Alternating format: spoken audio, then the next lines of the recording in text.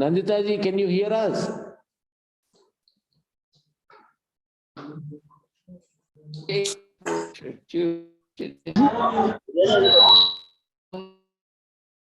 think your voice is breaking up, Nandita ji. Maybe. But I can't hear you. No, I can hear you, but your voice is breaking up a bit. Cool.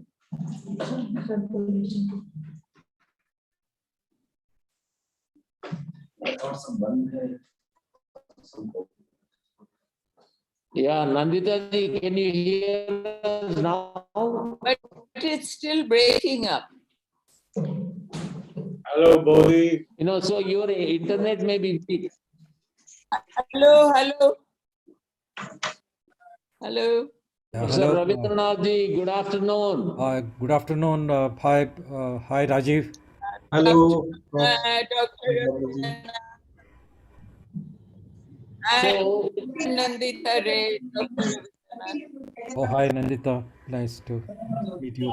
so Nandita ji, I think you may have to keep your video off because your voice is breaking up. Second only, child. First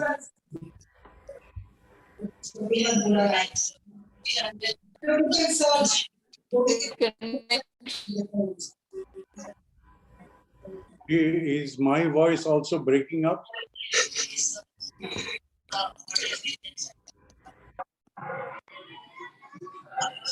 It says. Sir Ravindranath, your voice is clear. I think Rajiv's voice is clear. Yeah. Hi, Rajiv. Yes. So all the three speakers, I think the voice is clear. That's But you also need audience who can.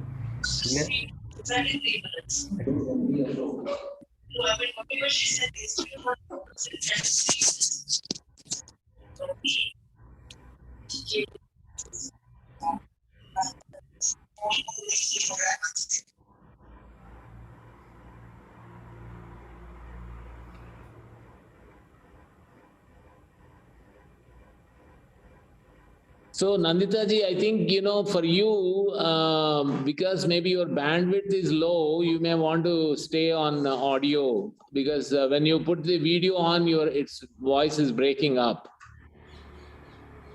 Well, I can hear you now. Yeah, but when you speak, it's breaking up. Yes, my video is on and so is my mic. Do you want me to switch on and off my main connection and see?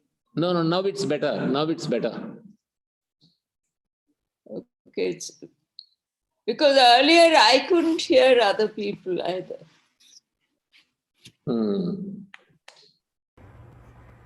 Yeah. Well, Bablu has gone again.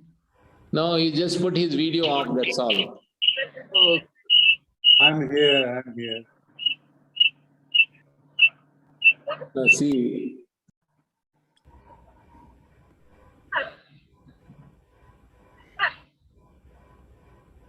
I think that whatever we have collected last month, we have repaid everything to our founder.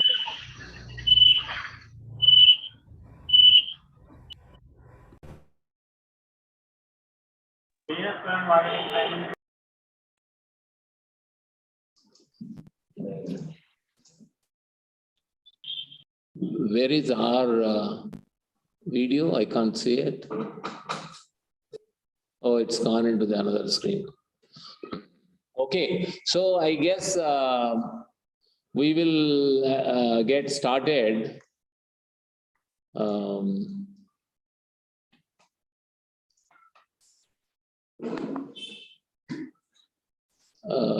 We normally have a physical event, but today it's a more of some physical. We have some of our colleagues sitting in this room, but mostly virtual. How many have joined, Likita? Okay, super. So we will, we have put the portrait of late Sri Smarajit Ray. So we'll first pay our floral tribute to late Smarajit Ray, and then we'll start the event. Thank you. We have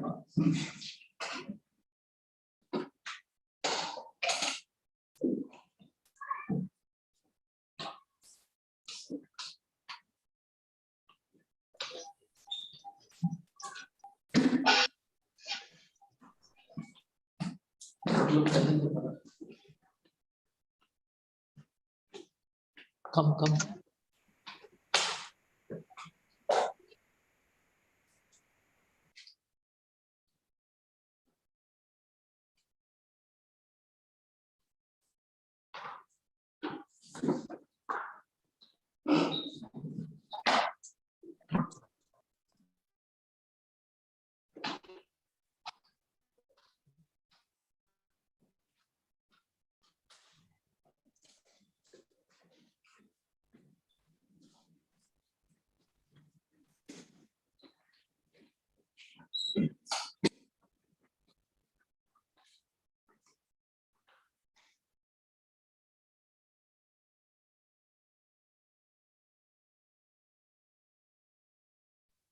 To everyone, on behalf of the board of directors of AP Mass, all my colleagues, I extend a very warm welcome to this Smarajit Ray Memorial event. In fact, from the time we began this, we have had in different formats. Initially, we had it in the form of a memorial lecture. Later, we have had events where it was in the form of a panel discussion. So we kind of switched back and forth between a memorial lecture and a panel discussion. In fact, I think Mr. Vijay Mahajan has joined. He was kind of part of that thinking where we said, okay, memorial lecture means only one person can deliver a lecture, but having a panel discussion makes it more rich and diverse. So I welcome you all to this event. In fact, Likita has a small slideshow that she will run about the memorial events that we have had till now. And then we'll get on with the session. Thank you.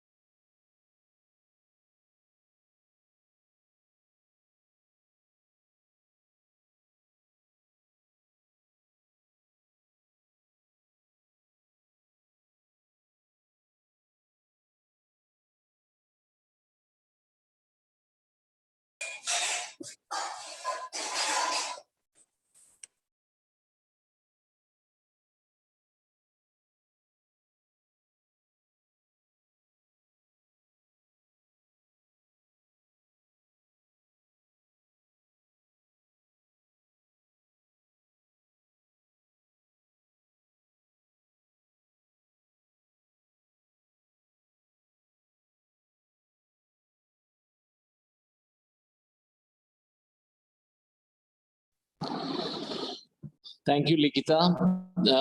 In fact, Likita has been coordinating this event for the last almost a month now.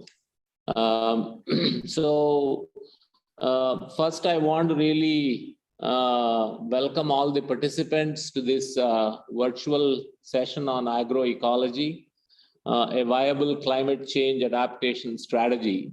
In fact, this topic has been chosen after due consultation within the APMAS team, and also with Mrs. Nandita Ray, who takes deep interest in this particular topic. So today, when we have this memorial event, I would say I am both happy and sad. I'm happy that we are having this session as a memorial event of Smarajit Ray on agroecology, which is supposed to be the most important topic. As you might have all seen, only a week ago or less than a week ago, the Prime Minister of India interacted with FPOs and emphasized on the need for natural farming. And he asked the farmer producer organizations to take up the natural farming as a way of improving our environment, as a way of improving our soils, as a way of improving our own health and well-being. So that has been the kind of emphasis that we have. More importantly, I think it is the need of the hour, because the climate change is real. And we all need to, do what it takes to address the challenge.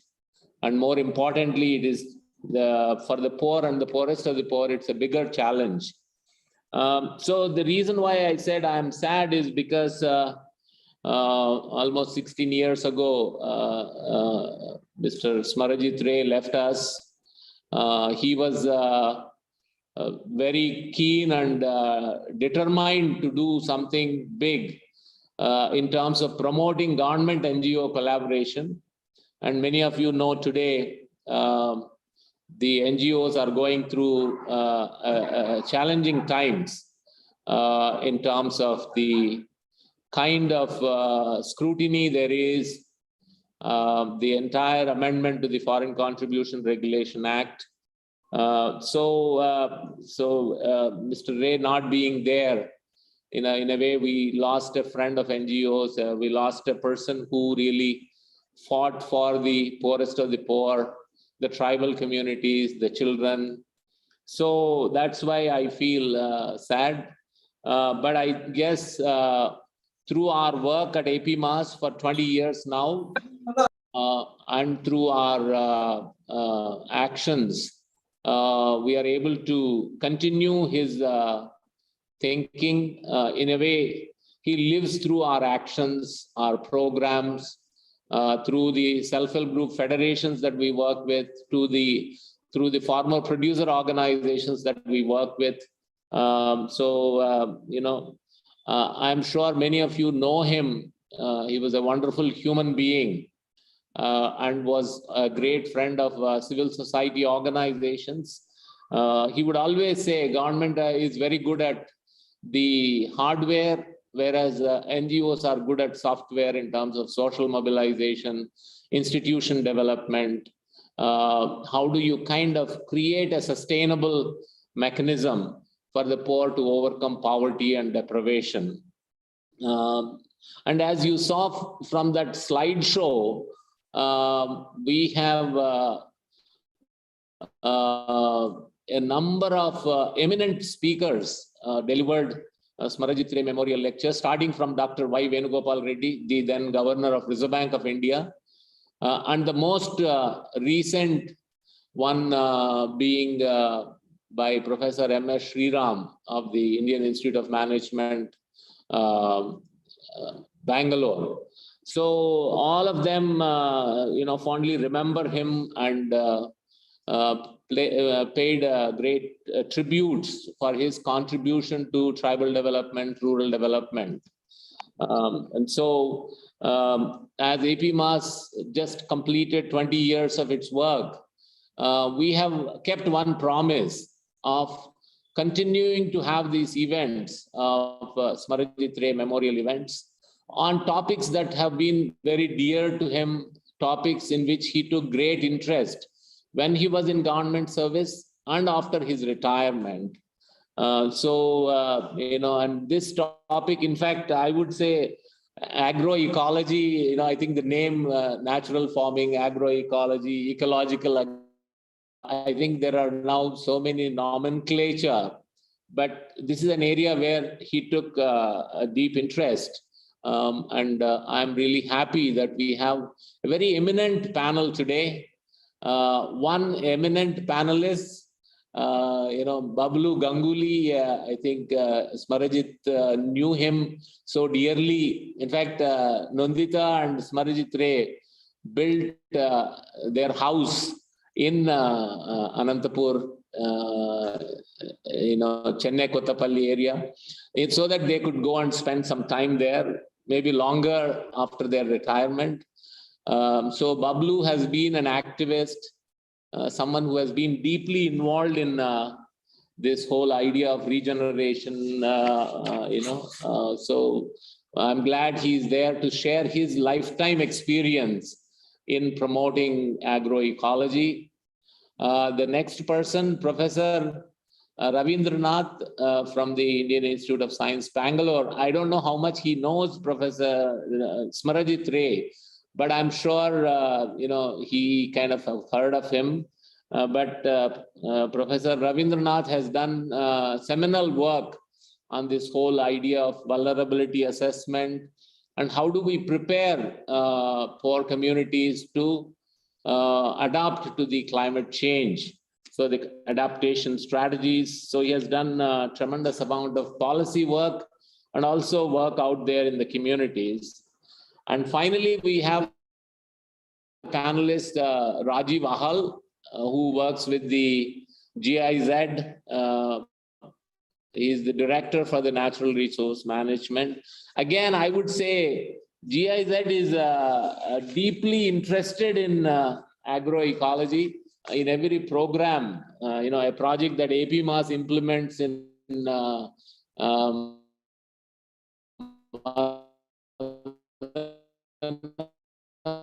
area, Chittoor district, where our focus has been on tomato value chain development. In 2 years, it will just move to agroecology. So I think GIZ is deeply interested in AEIN Lux, which is funding climate smart villages, funding women leadership in farmer producer organizations, and a third initiative called Padi Pantalu, which focuses on an integrated farming systems approach.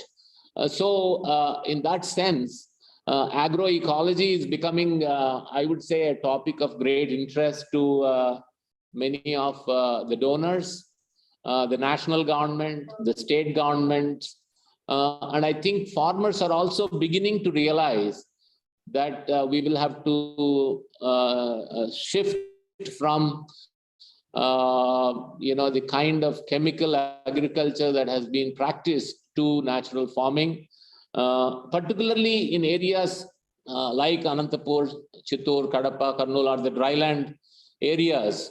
There is definitely a need for focusing on a watershed plus kind of an approach and emphasizing on a community-based approach, probably led by the women SHG federations and led by the farmer producer organizations. And I'm glad Dr. Mallareddy from Ecology Center also has joined this discussion. So I think the topic of agroecology is something that AP Mass as an organization deeply believes in, and we have begun to do some practice through the farmer producer organizations that we work with. I think the state of Andhra Pradesh has been playing a leadership role in promoting community-based natural farming as a as a kind of a movement. So I think in this particular context, today's panel discussion, remembering late Smarajit Ray and having this discussion about how do we promote adaptation strategies for the climate change is a very important one.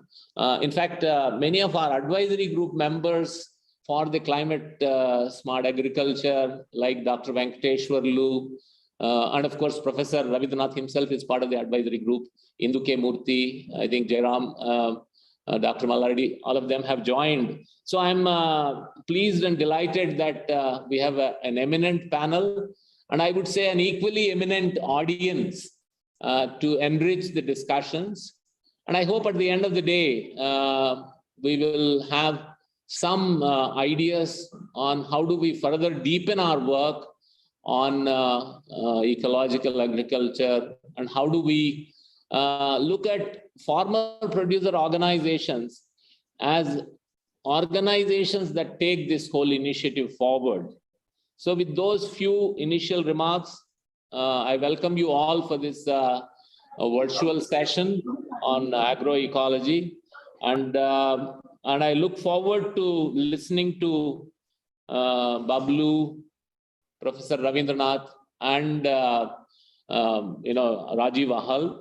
The only, I would say, regret that I have is when we were trying to finalize the panel, we said, oh, we should have someone prominent, women to speak. But being Mahila Abhiruddhi Society, that's something we thought we should ensure part of the panel. But we realized that there were last session when we had Indu K. Murthy and other professionals who spoke. So this time we settled down to these three speakers. So with those few words, I again welcome you all, and I very much look forward to a very inspiring, motivating, thought-provoking panel discussion. Before we get into the three speakers speak, as part of our tradition, I would invite Mrs. Nandita Ray, who has been championing this whole idea of agroecology. She, in fact, bought 100 acres of land, and it's being rejuvenated as part of the Timbuktu. Is passionate about it. So I request her to share her thoughts, and also say a few words about her late husband, Smarajit Ray. Thank you, Nandita ji.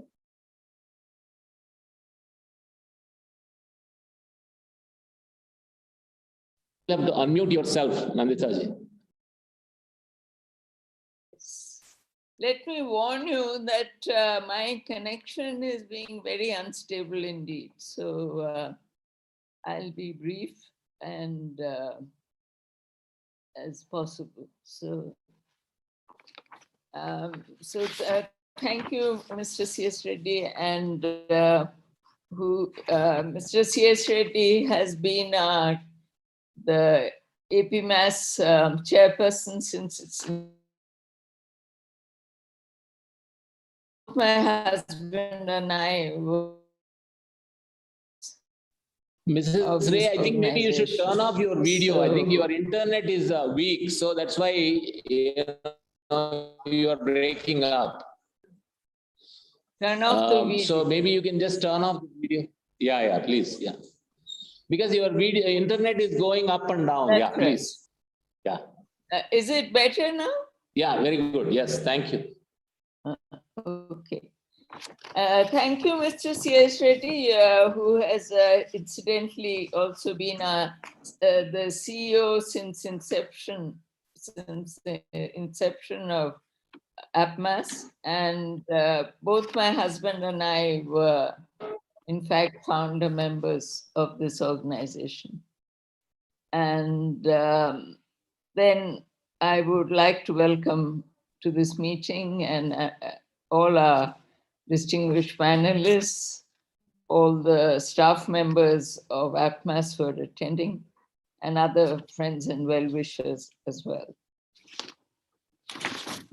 It's now 16 long years since the death of Smarajit Ray, only 2 years after his retirement from the Indian Administrative Service.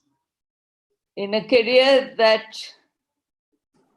the largest part of which was spent with rural development, he came to believe that rural poverty was India's biggest problem, the solution for which was of vital importance, an objective that he pursued throughout his working life.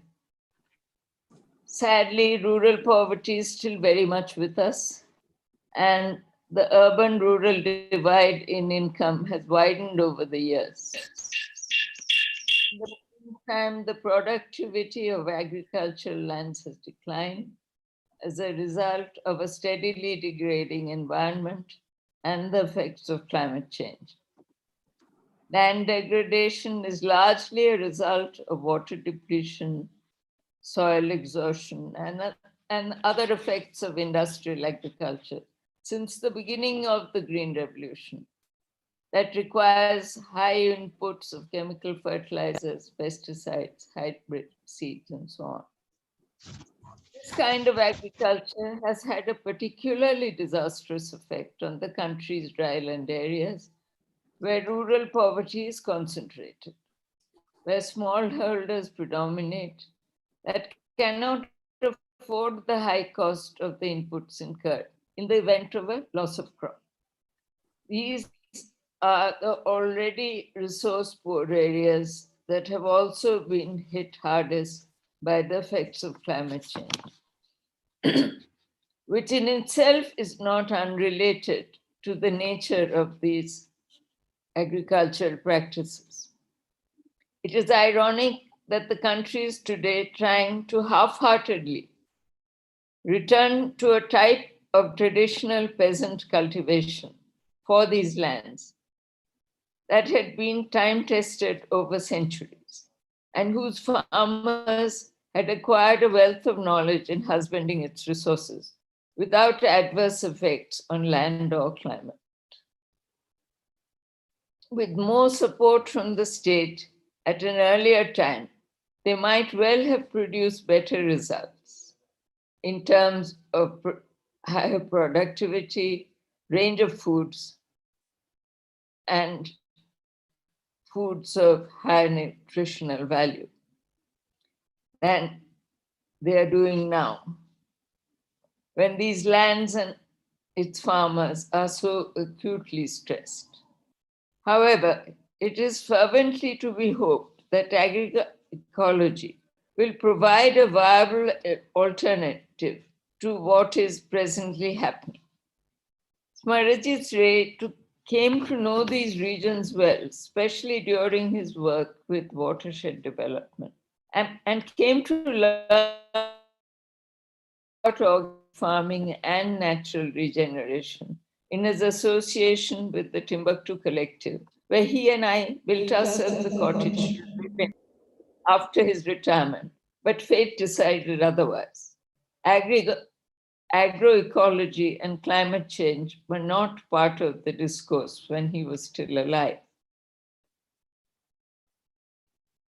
The term agroecology was, I believe, first used almost 100 years ago and subsequently popularized by Via Campesina, the Peasant's Way, a loose worldwide organization of peasants since 1993, which have connections in 80 countries worldwide, and that seeks to integrate agriculture with the principles of ecology to produce food in harmony with the planet and its inhabitants.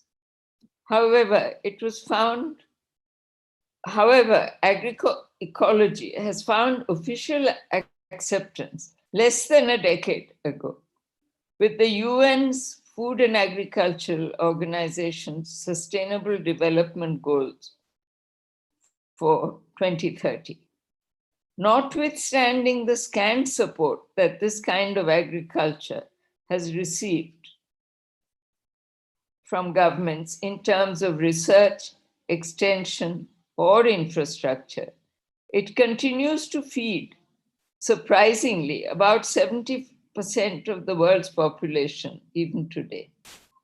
Even if this support comes now, it may not be too late to come to help this beleaguered sector and to mitigate the depredations of climate change. The mindset of the ruling class is difficult indeed to change, as Smarajit Ray himself found when he tried hard to bring the importance of rural poverty to the attention of the powers that be. Acceptance has to go with empathy, both with experts and those working at the grassroots, such as farmers and NGOs.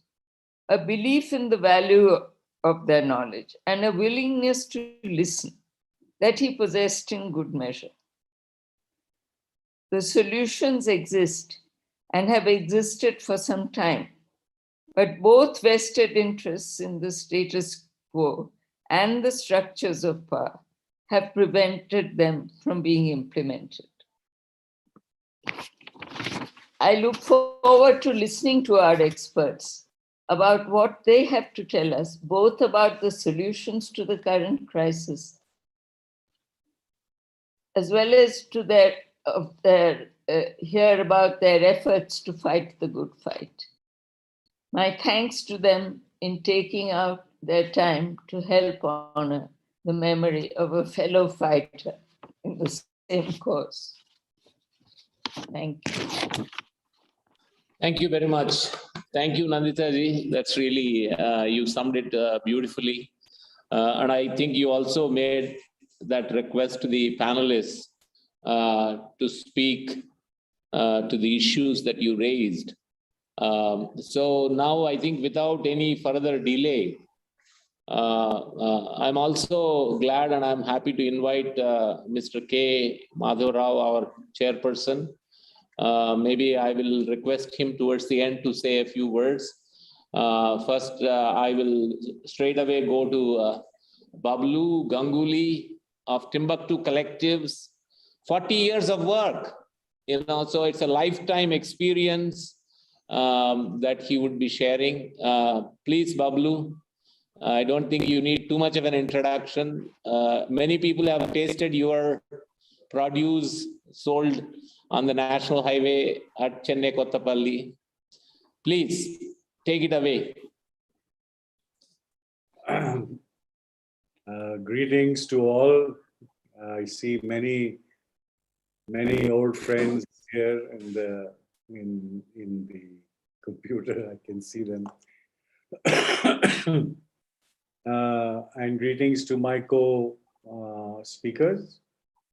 But first, let me start this whole thing by greeting Mrs. Nandita Ray, who is my sister-in-law, and the late Smarajit Ray, my elder brother. I've known them for many years. And as Bodhi said, sorry, I called Mrs. Ray Bodhi. So as she said, Mr. Ray was the sub-collector of Penakunda in the 70s. And I started working there in 1978.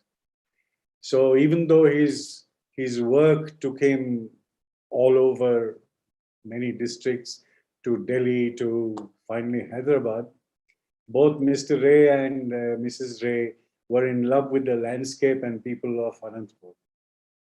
So in fact, they built a lovely cottage in Timbuktu, like she said, where they had planned to come and retire.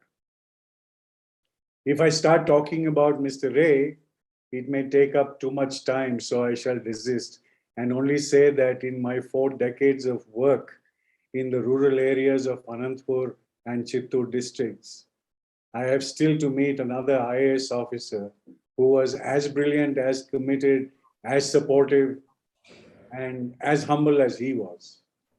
To me, he was the essence of what an IAS officer should be, a perfect gentleman, and at the same time an officer who lived up to his word and got things done. Unfortunately, Mr. Ray passed away before he could fully retire and live in Timbuktu, but our relationship with Mrs. Ray continued. Mrs. Ray's commitment to agroecology, women, youth is quite phenomenal. I mean, she's member of many organizations, but the most important to me is the fact that she helped set up this trust, which we call the Timbuktu Kutumbam Foundation, of which I am the executive trustee, and then donated 100 acres of agricultural land that she had bought with her personal funds to the foundation. And this is where we are in the process of setting up an agroforest habitat, a food forest.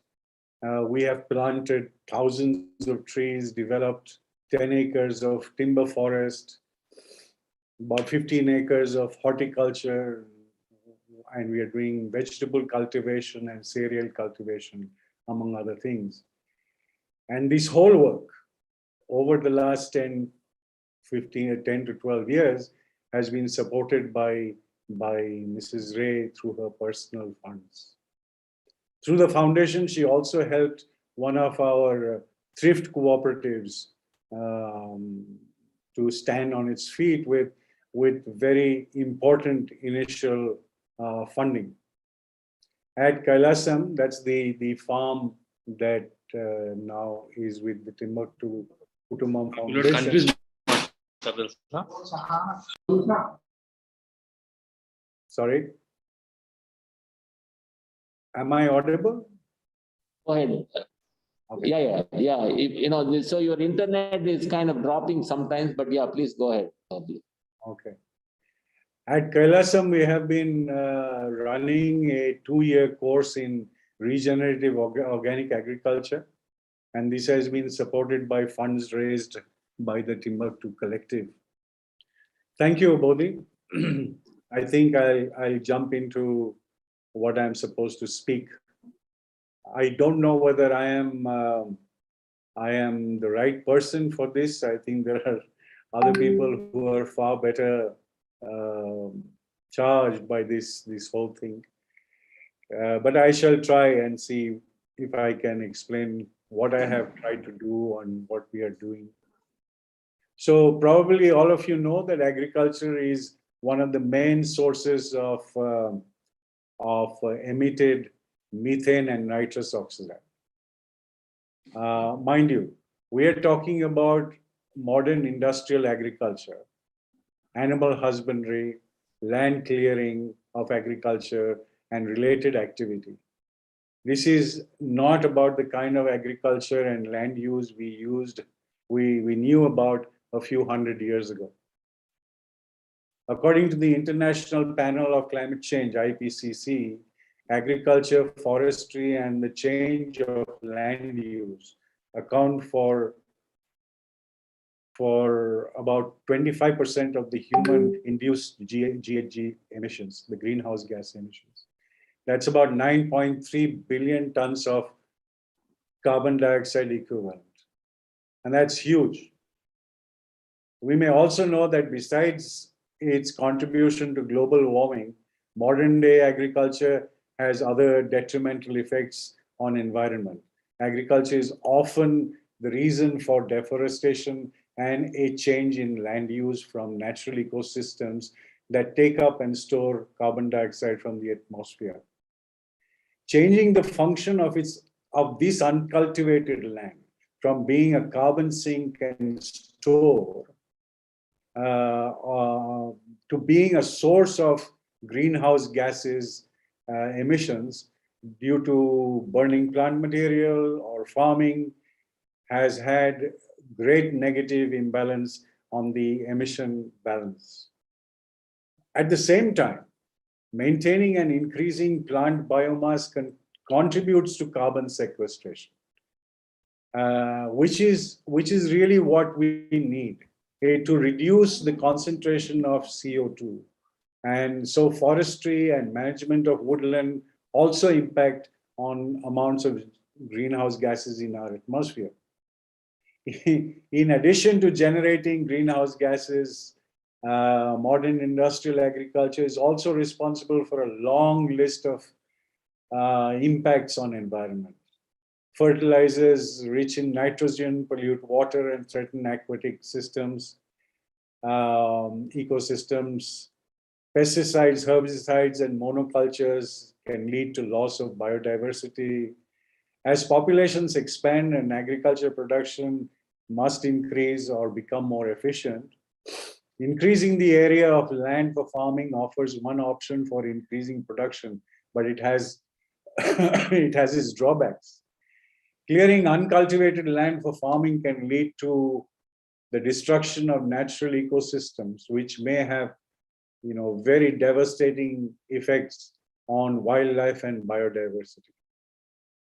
So constant exploitation of soils without adding organic material and carbon can cause huge erosion, compaction, leaving them useless for future generations, like it has happened in much of the Indian lands today. The Indian farmlands are in fact in a really, really bad state of affair. So the climate crisis and now COVID-19 are forcing people to go hungry. You may know that 1 in 3 people, that's nearly 2.7 billion people, didn't have enough food in 2020. That's about 320 million more than in 2019, according to the World Bank's analysis of World Food Program data. So really speaking, the current food systems are at crossroads. There's a strong need for transforming food production and consumption patterns in a sustainable way. One where farmers build resilience to the increasing challenges from climate change, and where nutritious food is available and consumed by all. As part of its 2030 Agenda for Sustainable Development, FAO states, achieving a world without hunger and malnutrition calls for urgent action to make agriculture more sustainable and productive and resilient. So agroecology, I believe, with its chemical-free and traditional-led principles, could make world food systems more resilient by reducing the environmental footprint of agriculture and to guarantee healthy ecosystems that can ensure food and nutrition for all. So in like Mrs. Ray said, in December 2019, after many years of action by Via Campesina and others, FAO came up with 10 elements of agroecology to ensure food security and nutrition, while conserving, protecting, and enhancing natural resources. It basically says that we must emphasize on the importance of diversity of species, ecological functions, or knowledge held by different actors within the agricultural system. Co-create and share knowledge, build synergies, increase efficiency by using less external resources, recycle everything in agriculture to lower economic and environmental costs, enhance the resilience of people and communities and ecosystems, promote human and social values, promote healthy, diversified and cultural appropriate diets, effect responsible and effective governance. And this is really the key to the whole thing. We have to have effective governance mechanisms from local to the national to the global. And finally, they talk about promoting circular and solidarity economy by reconnecting the producers and the consumers. So in effect, when I think about it, agroecology is not just about sustainable farming. It's actually an approach. It's an approach where diversity, recycling, effective use of resources, diet, social values, responsible governance, and solidarity economics go hand in hand and are central. So the concept of agroecology is not new, like Mrs. Ray said, has been there since the 1920s, when scientists use the term to refer to the application of ecological concepts to the principles of farming. Ecology being the study of relationships between plants, animals, humans, and their environment, and the balance between these relationships. Now, agroecology then evolved over many years and became a holistic approach to agriculture, integrating science with economic, social, ecological, and traditional farming. So agroecology has now become high on the global agenda for sustainable development goals. The approach basically has potential to be a strong contribution to farming system resilience against climate change impacts, to the conservation of biodiversity, and to reversing land degradation trends. I mean, with thousands of acres of forests being cut down every day in the Amazon, I wonder how long it will take. But anyways, so basically agroecology promotes farming practices that, one, mitigate climate change, that is by reducing emissions, recycling resources, prioritizing local supply chains, working with wildlife, that is managing the impact of farming on wildlife and harnessing nature to do the hard work for us, such as pollinating crops and controlling pests. And what I consider one of the most important things is to put farmers and communities in the driving seat. It gives power to the approaches led by local people, and it adapts agricultural techniques to suit the local area. So one may ask, what are the actions that we need to take? I can only suggest a few. And for me, primary on the list is agroforestry. Now, agroforestry is a great example of agroecology. It's the practice of combining trees and farming. It demonstrates how food production and nature coexist. And grazing farm animals under trees gives them shelter, gives them fodder, while their manure enriches the soil. And planting trees on land normally used to grow cereal crops can provide another crop, be that fruit, nuts, or timber. I mean, this has been done massively in Anantapur district by RDT and Dr. Malla Reddy of Action Fraterna, who have showed that this is very much possible. And this also provides an alternative income stream for the farmers and protects the soil from erosion. So agroforestry, like many agroecological approaches, is a win-win.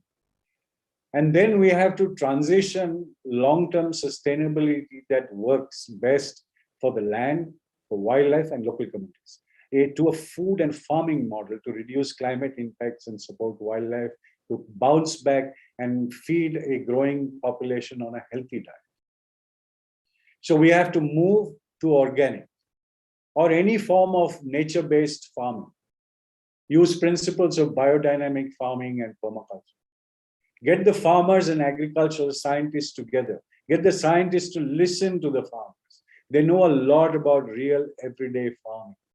Allow grasslands and forests to thrive. Remember, much of our lands in India are savanna grasslands. And they sequester much more carbon than even trees do. We need to create spaces for the forest denizens to live.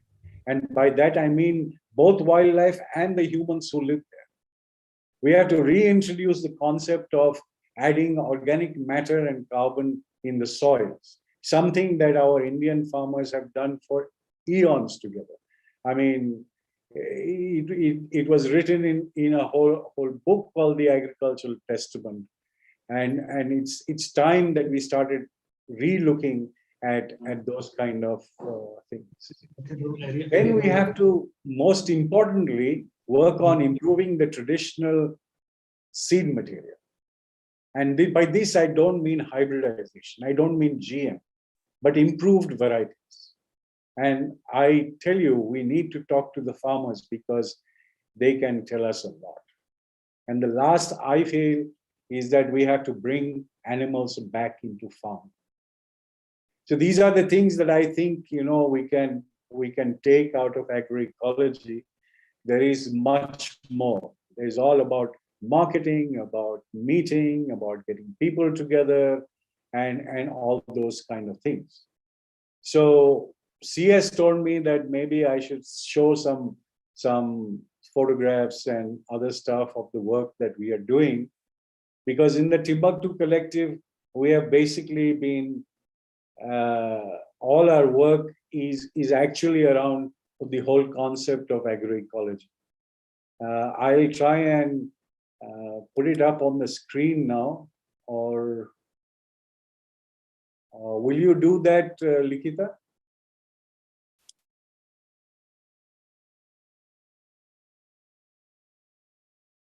Oops. Yes, sir. Or shall I do it? Bablu, so in terms of the time, so I think you may not have a lot of time for a presentation. So I will just show you some photographs quickly. How much yes, time yes, do I have? that'll be nice. Yeah, How that'll much be time nice. do I have? Maybe 2-3 minutes. Oh, 2-3 minutes. Okay, I'll show you just 2-3 photographs. Yes, please. Yeah. I'm sorry, Thank I didn't look at the time. you. Also, in between, your voice was breaking up, so maybe that's. But Okay. yes, it'll be nice to. I'll put off my camera. Yeah, maybe. So you move the slides, maybe, Likita. Can we have a slideshow? Yeah, it's on Bablu now. Okay. So can people see it?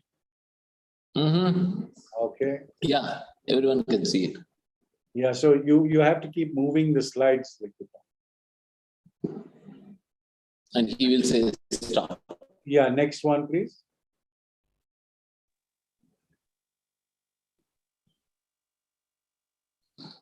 Likita.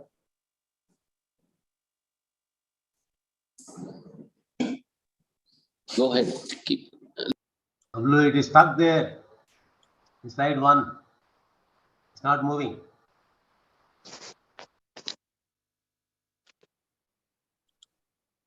You can't see the slides. We can see, but it is not moving, Reddy Garu. So it's not in show mode. It is just the first slide we are seeing. I think we better avoid, and you can share the slides by email or something.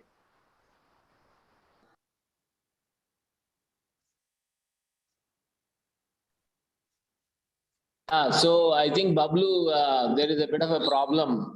We are able to see, but they are not able to see the slides. Right. So let's move on. Thank you very much. Yeah. Thank you, Bablu. Really appreciate. I will maybe we will take the questions maybe towards the end once we have all the 3 panelists speak. So now I will invite Professor Ravindranath from the Indian Institute of Science. I would say while he's a professor, he's also an activist.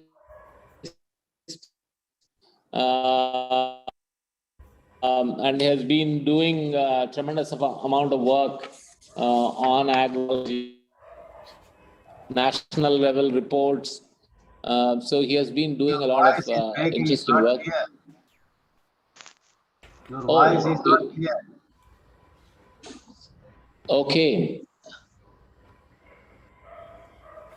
Just a moment, they're just checking if there is an internet problem at this end. No, we can hear you a little bit. No. Oh, is it breaking up, Professor Ravindranath? No, it's okay. I can hear you. Okay, Now okay. it is okay. Let us try. Now it's okay. And Professor Ravindranath, you can see your slide now. Yeah, yeah. I've only uploaded, so I can. Okay, lovely. So please go ahead, Professor Ravindranath. Thank you. Thank you, Mr. Reddy, and it's an honor to be a panelist for Mr. Samarjit Ray's memorial series. And I'm glad. Unfortunately, I didn't have an occasion to meet him or know much about him. After hearing about him, I really admire his contribution to sustainable agriculture in Andhra and in India.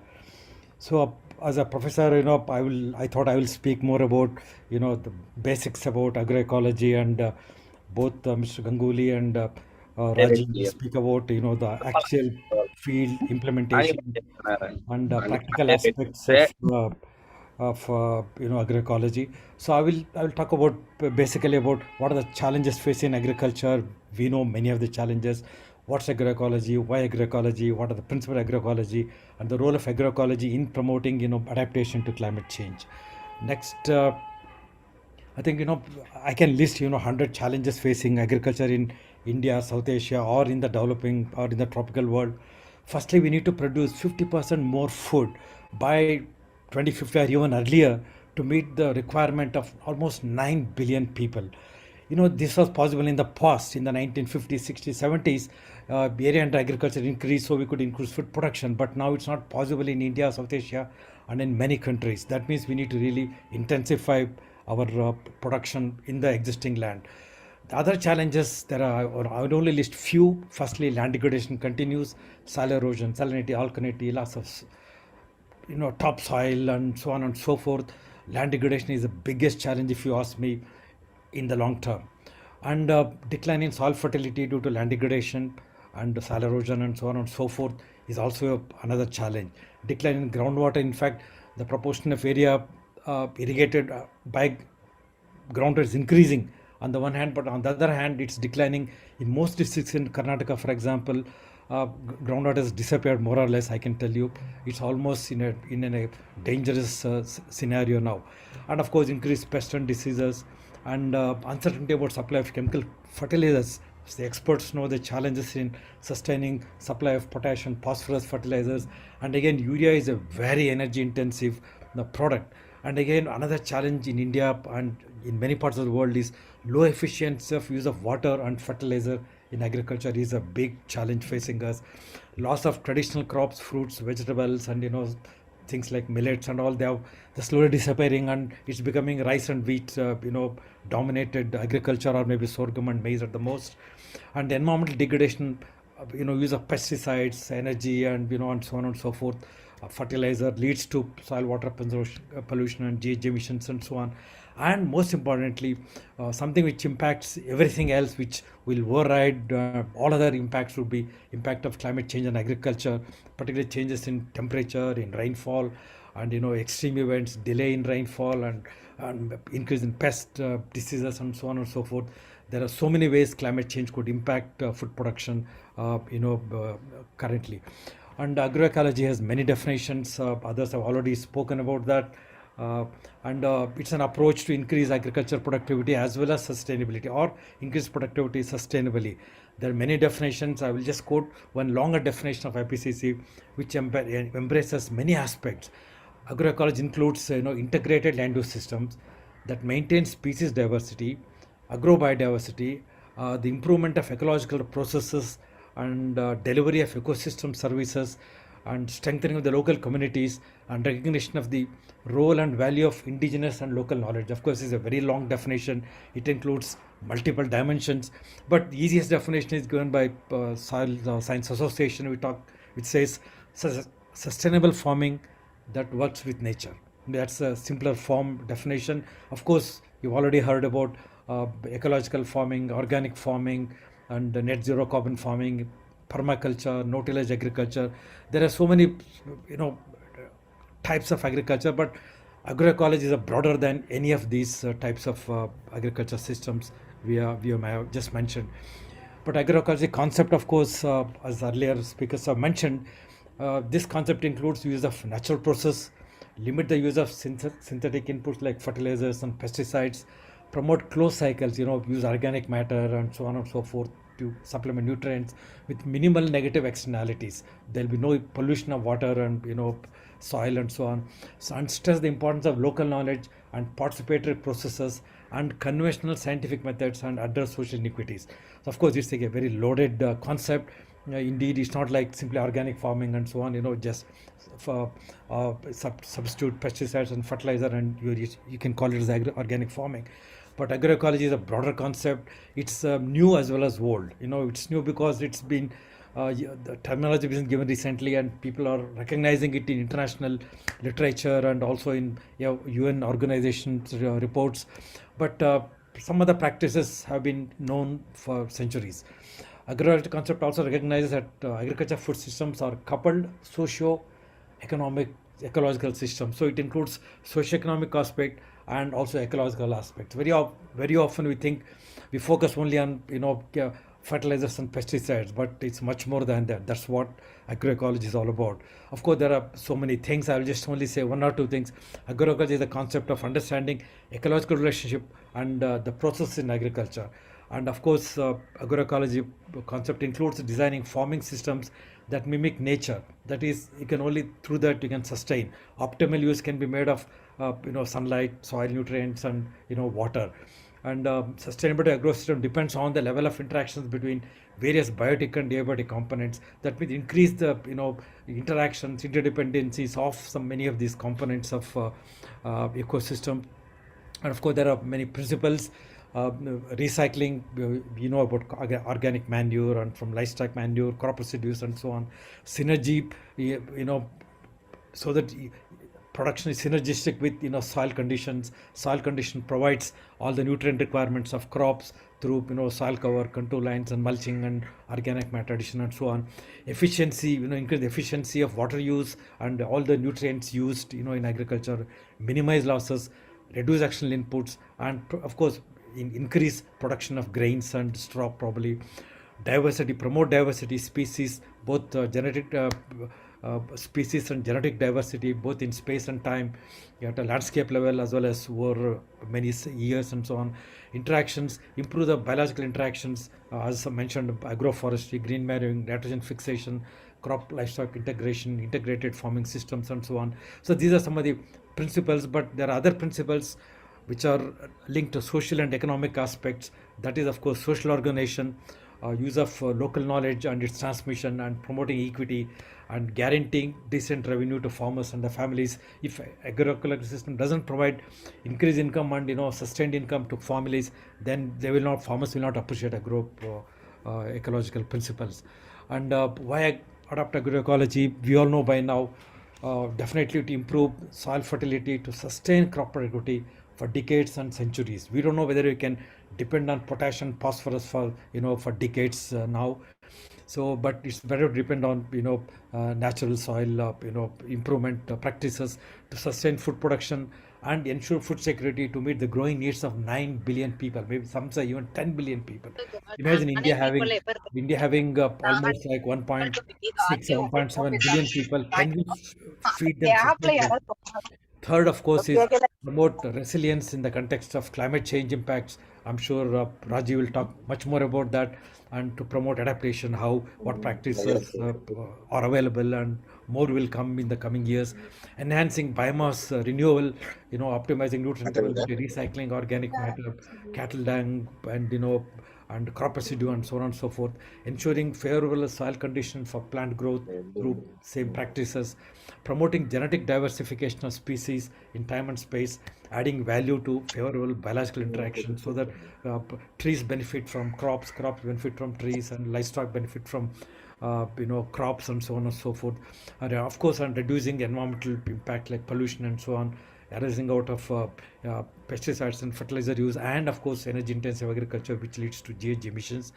And improve nutritional security. Many say people may eat a lot of rice, white rice, but they are malnourished because there is no protein, there are no vitamins and minerals in that. So nutrient security is as important as just having a kgs of rice and maida flour.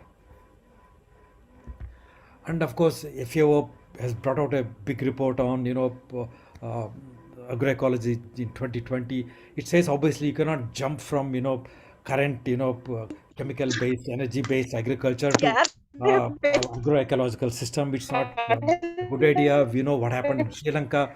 It banned the import of fertilizers, and there was a problem in there were riots and there are many problems. So we cannot jump. We need to have an incremental approach. So FAO provides multiple levels of approaches. From initially we start incrementally, and then of course we need to transform the whole agriculture production system. For example, you take from level 0, there are no agroecological integrations, all chemicals, fertilizers, pesticides, lot of energy use. That's the current agriculture in large parts of India, except some poorer parts. You can shift to level 1 where increase efficiency of fertilizers, chemicals, and pesticides and water used in agriculture. That itself will reduce the negative impacts of agriculture and environment. Then substitute alternative practice and inputs. You can shift substitute chemical fertilizers from organic manures and so on and so forth. And then level 3, redesign the whole agro ecosystems. Instead of going for simply monocropping of wheat, rice, or maize, going for mixed cropping, going for integrated farming systems and so on. And then shift to a transformational system which is at a larger scale, re-establish connections between growers, consumers, and develop alternative food networks. Because currently if you go to a market shop, you get wheat, rice coming from certain states and so on, not from local areas. Even how we can change even the food networks.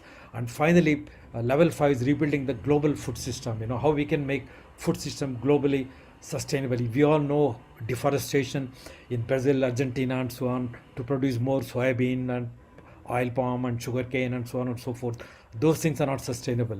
So that means we really need to look at, even at a global level, how food is produced, consumed, and transported.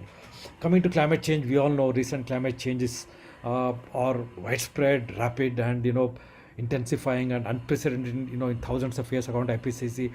And climate change is already affecting every region, every ecosystem on earth, and in multiple ways. Changes will only be more severe in the coming decades, in the coming years, if you ask me. And again, climate change projections show that the whole, all parts of the world, all parts of India would warm.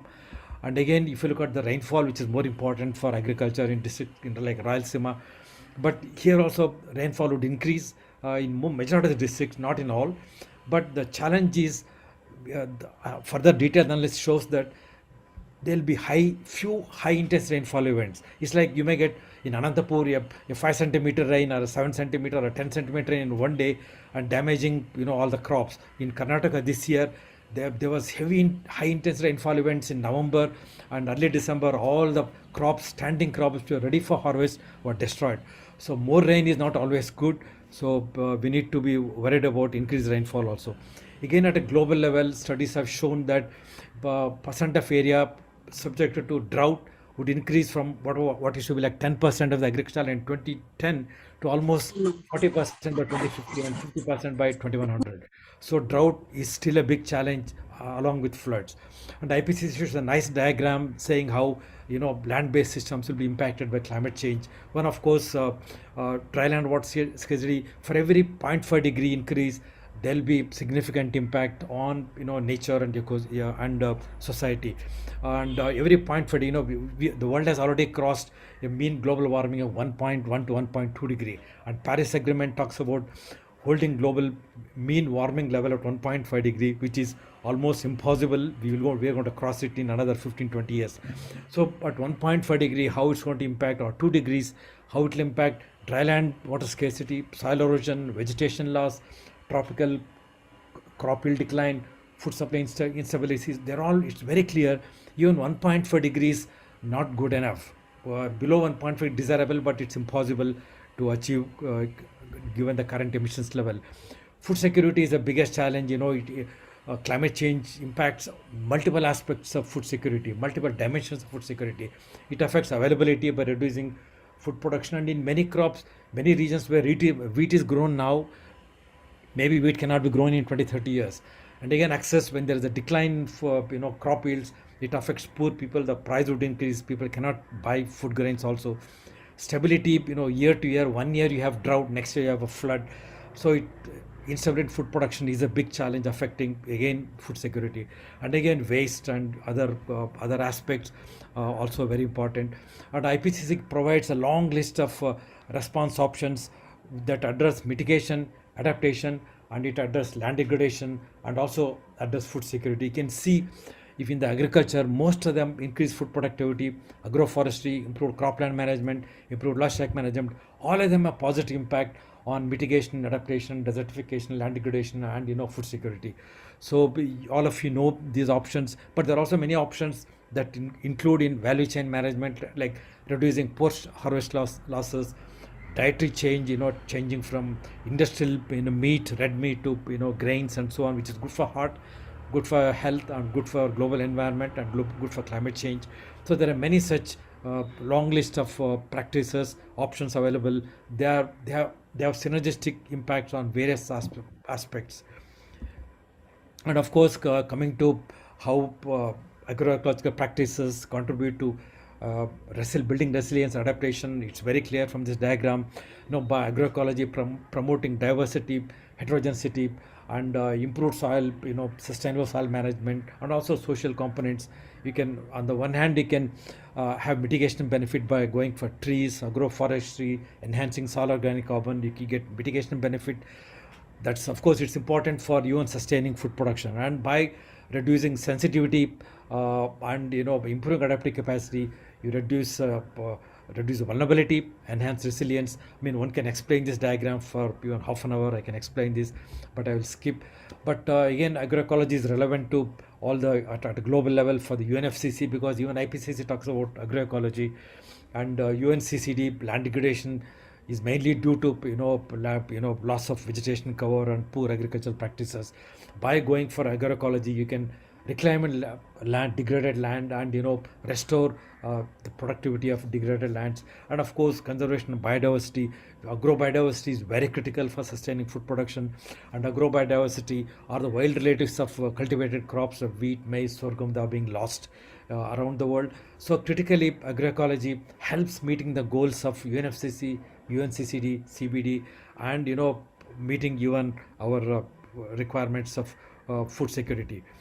And of course, to conclude, what FAO and IPCC say, FAO said, based on a large study in many countries, it said there is enough scientific evidence. Based on that, it concluded that agroecology indeed strengthens the resilience of smallholder farms and contributes to adaptation to climate change. This is based on actual evidence, not just any theory or anything. But second, it says that given the sound knowledge base of agroecology, fostering agroecology to build resilience should be recognized as a viable climate change adaptation strategy. I'm sure Raju would agree and maybe build on that.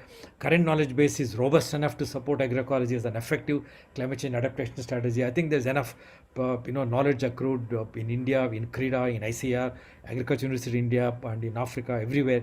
I think it could become a mainstream agricultural system, production system. Agroecology is transformative.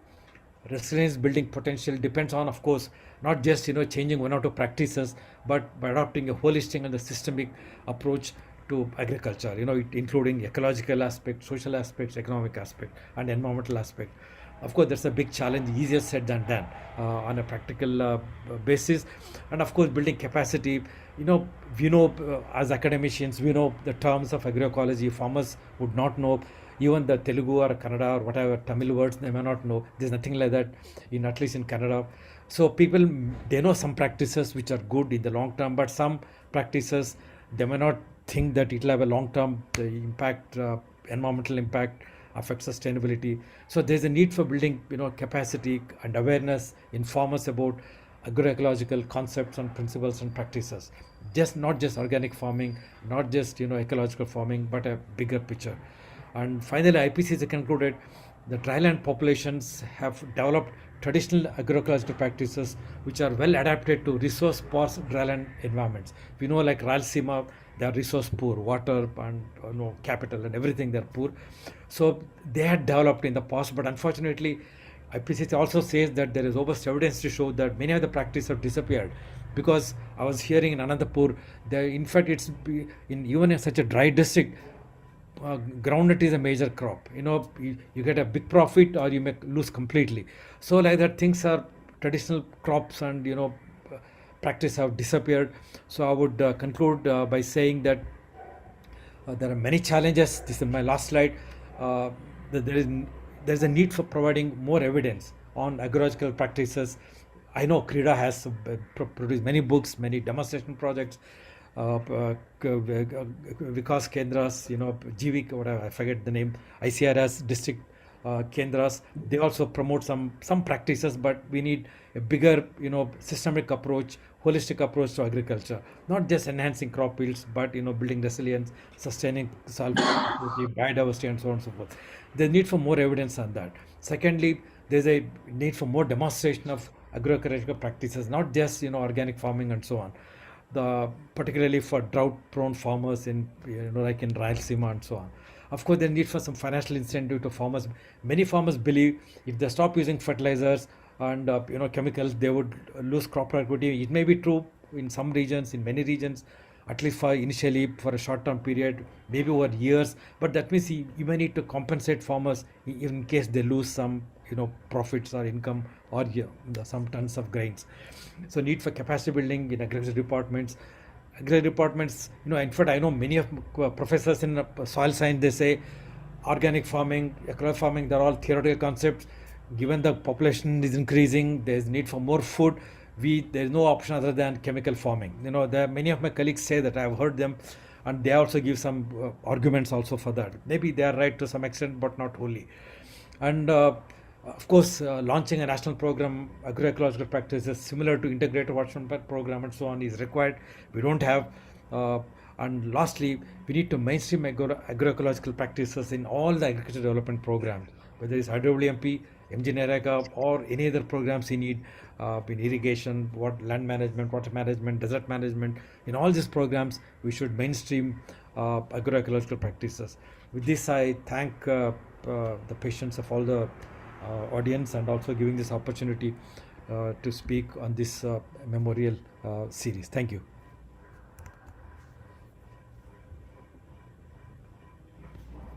Thank you, Professor Ravindranath. Thank you, Professor Ravindranath.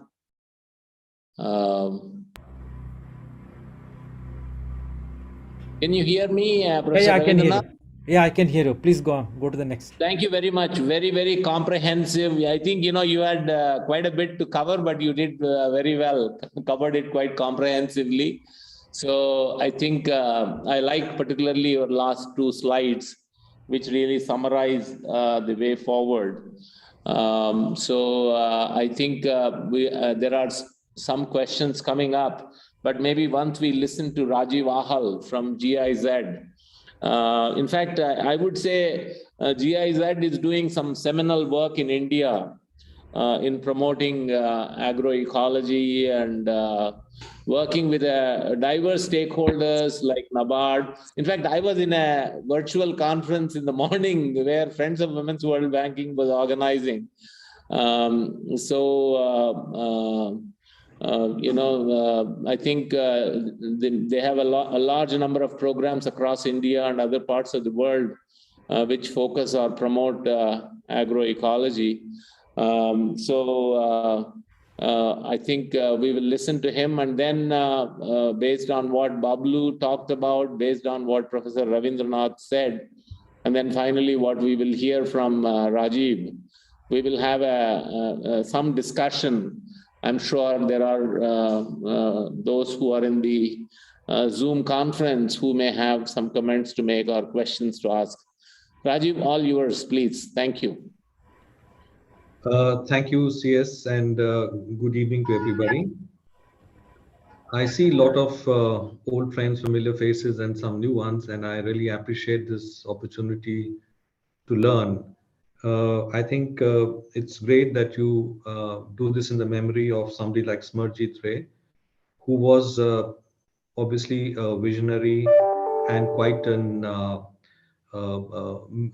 gave a mission to everybody. And I really appreciate that you do this as like a touchstone where we go back to the basic principles and we check if what we are doing holds dear and close to what are some of the basic fundamentals of how the world can be a better place. So really appreciate this, and my best wishes to Nandita ji as well for supporting this.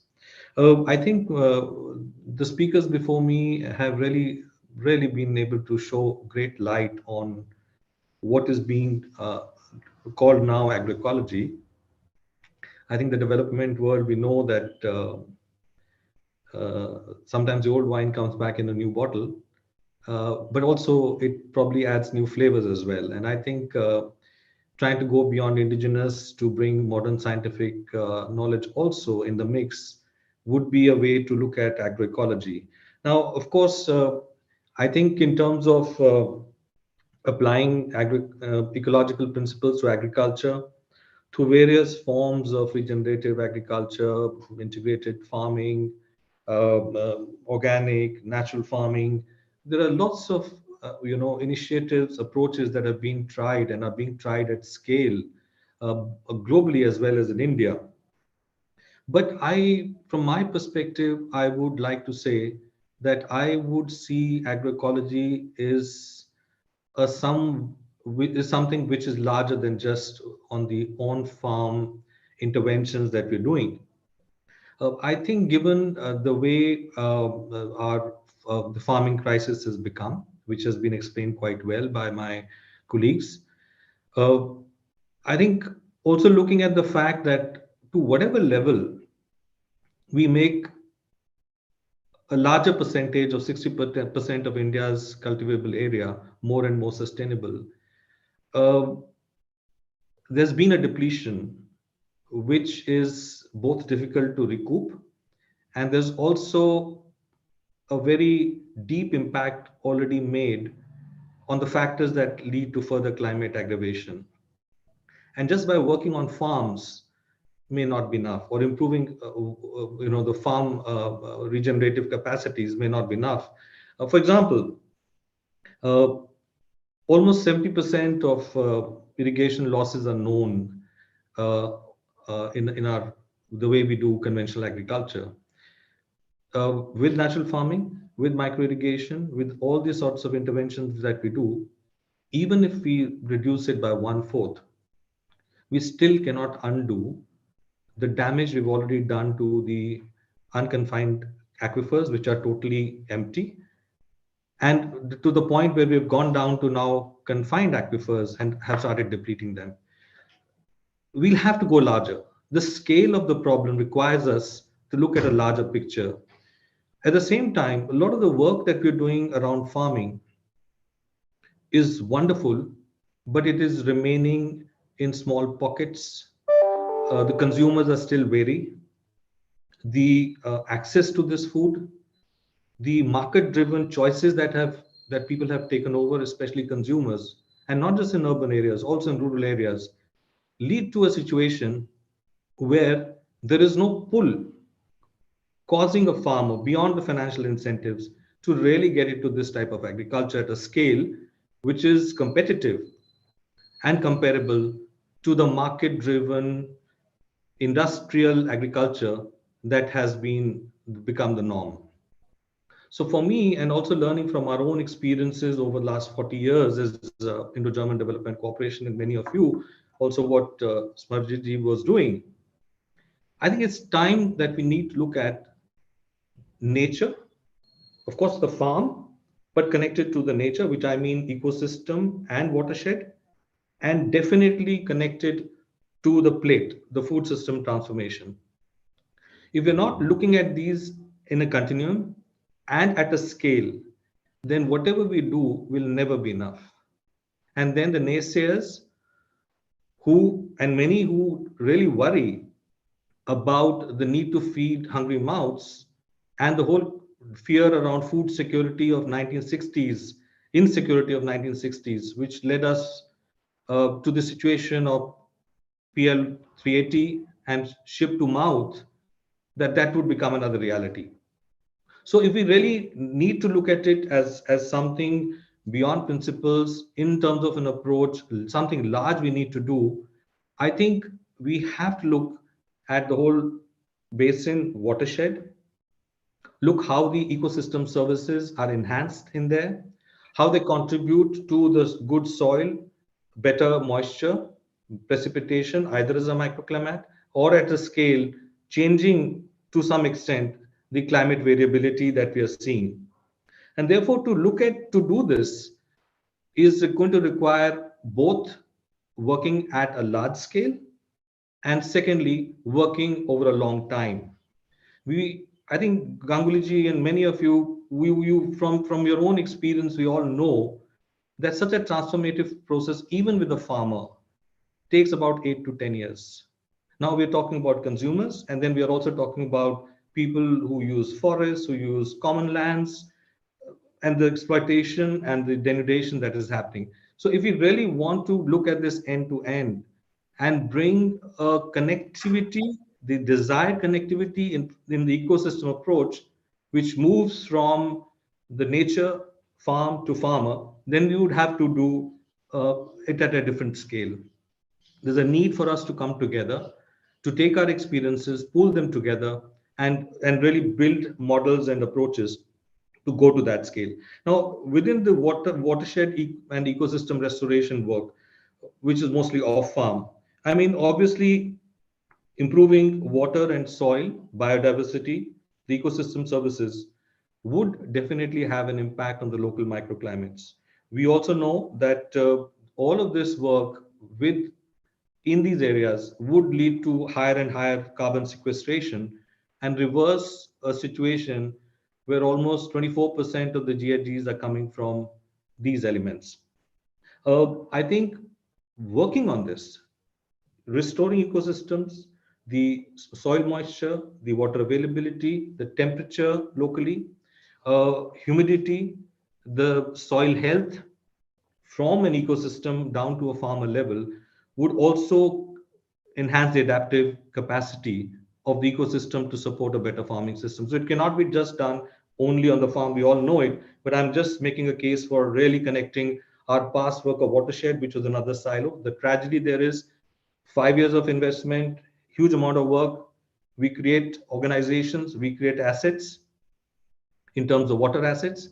And then in terms of really converting it to sustainable agriculture and linking it to markets, many of the government programs and projects don't do. They just move to the next watershed. So I think there's a need to bring this together. Now, in terms of the farming systems, I mean, what are we looking at? We're looking at a situation in India where most of the soils are down to 0.5% soil organic carbon. It's not just chemically imbalanced, it's biophysically dead. Now, it will not sequester more carbon. It will only exude more carbon, whatever little is left, the way we're doing it. Now, on top of this, the climate variations themselves, apart from the denuded soils, are contributing to 23% of loss of returns from the farms. Now, obviously, reducing and replacing inputs with natural variations, increasing the soil organic will definitely, and we are seeing already examples of it in areas where large scale natural farming experiments are being done. They are improving soil and farmer health. There's increasing evidence that with good knowledge systems, building on indigenous experiences, the whole seasonality of crops that were traditionally grown, improving them, and also bringing in modern science is leading to a situation where even in India, many organizations are reporting no first year yield penalty. So almost in some of the work we've seen in Andhra, for 9 crops, after the first year of conversion, there hasn't really been, with data,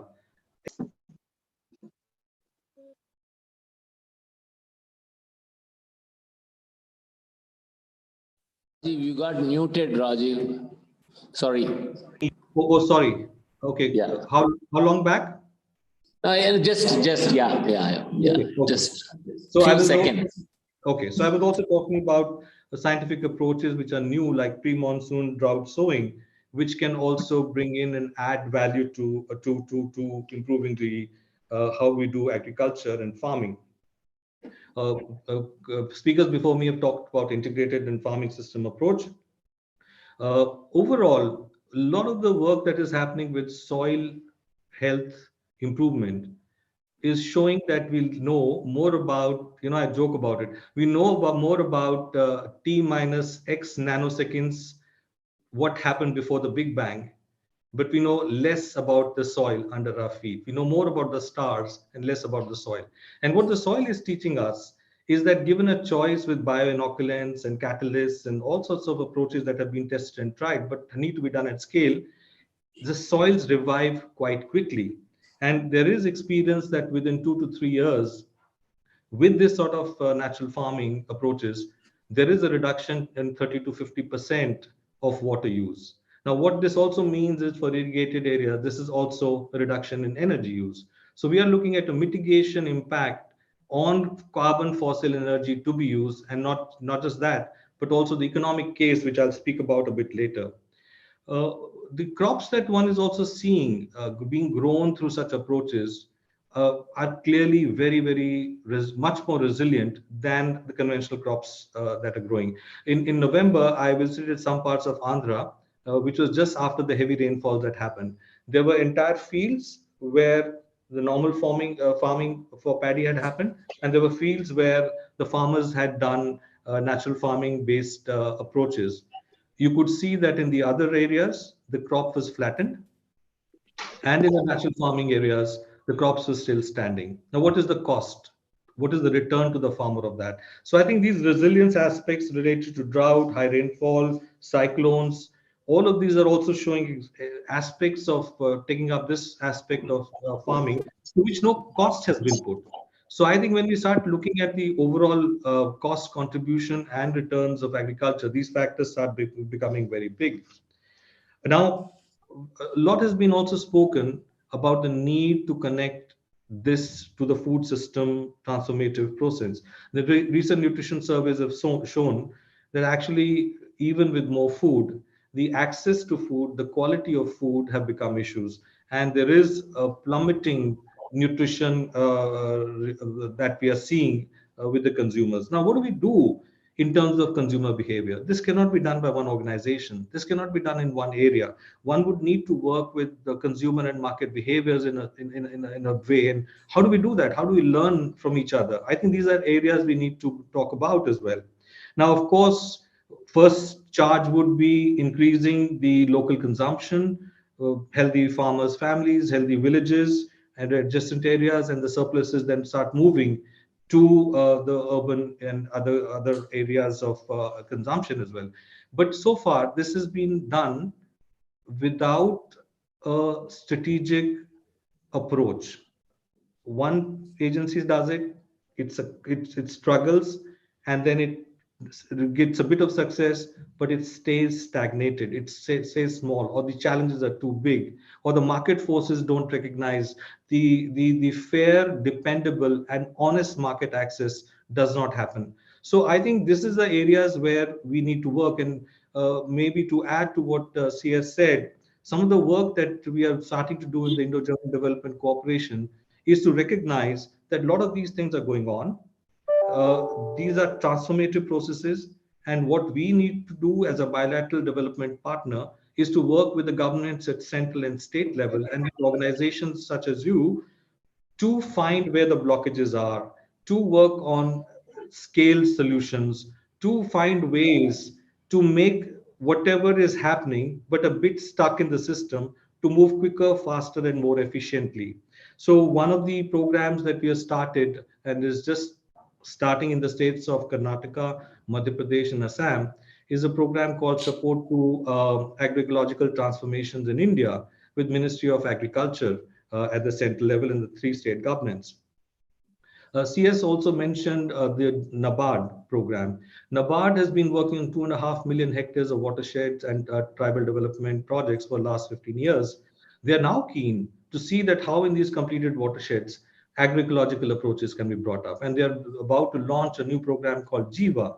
So we are also working with them to see how at scale responses, working with civil society organizations could be picked up.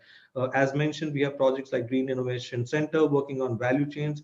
How can they be more green, more sustainable, connect to markets better, to the FPOs? Can you hear me? Yeah. Go ahead. Yeah, there was, I think, someone unmuted. Oh, okay. And we're also looking at how climate financing for such changes could also be done through by state governments, by the state level plans like state action plans on climate change, SAP-CCs.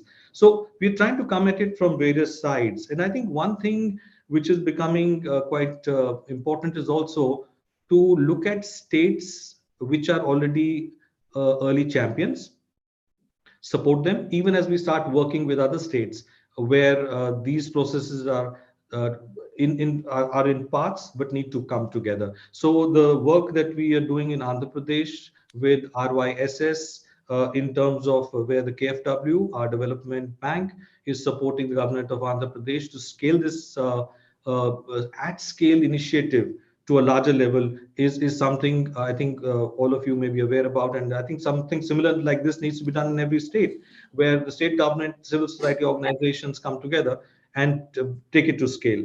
One interesting and very important one is also an issue raised by Professor Ravindranath ji as well.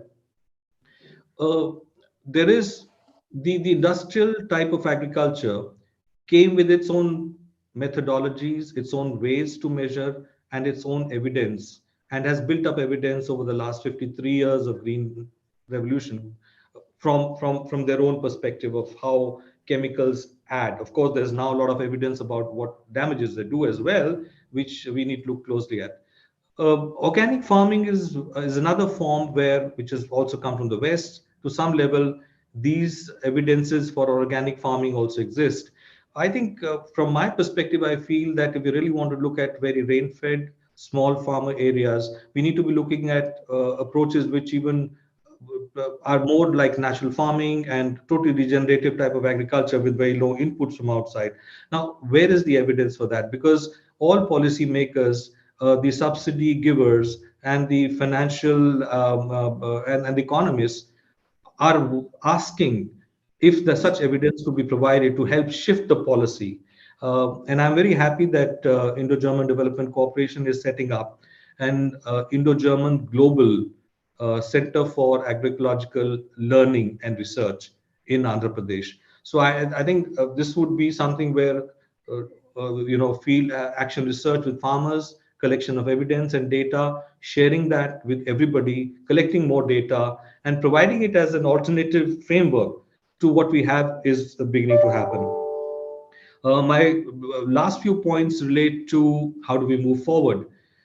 Uh, Ravindranath ji also talked about it, that the silos in which the government and also non-government organizations are still working need to be broken down. We need to have ways through which we can all do system and design thinking, work together at scale to solve some of these problems. Because unless we reach that tipping point, the change is not going to happen either in a farmer's acceptance of this beyond a certain point, and readiness even without incentives to go for a shift like this, because anyway the incomes are higher because the costs have come down, resilience is better, and there is also a better predictability in terms of having multiple crops over a year through a season, which can be sold and money can be recovered from multiple crops than a few crops. So from that perspective, one really needs to find these ways for us to work together, form coalitions, and work with government agencies.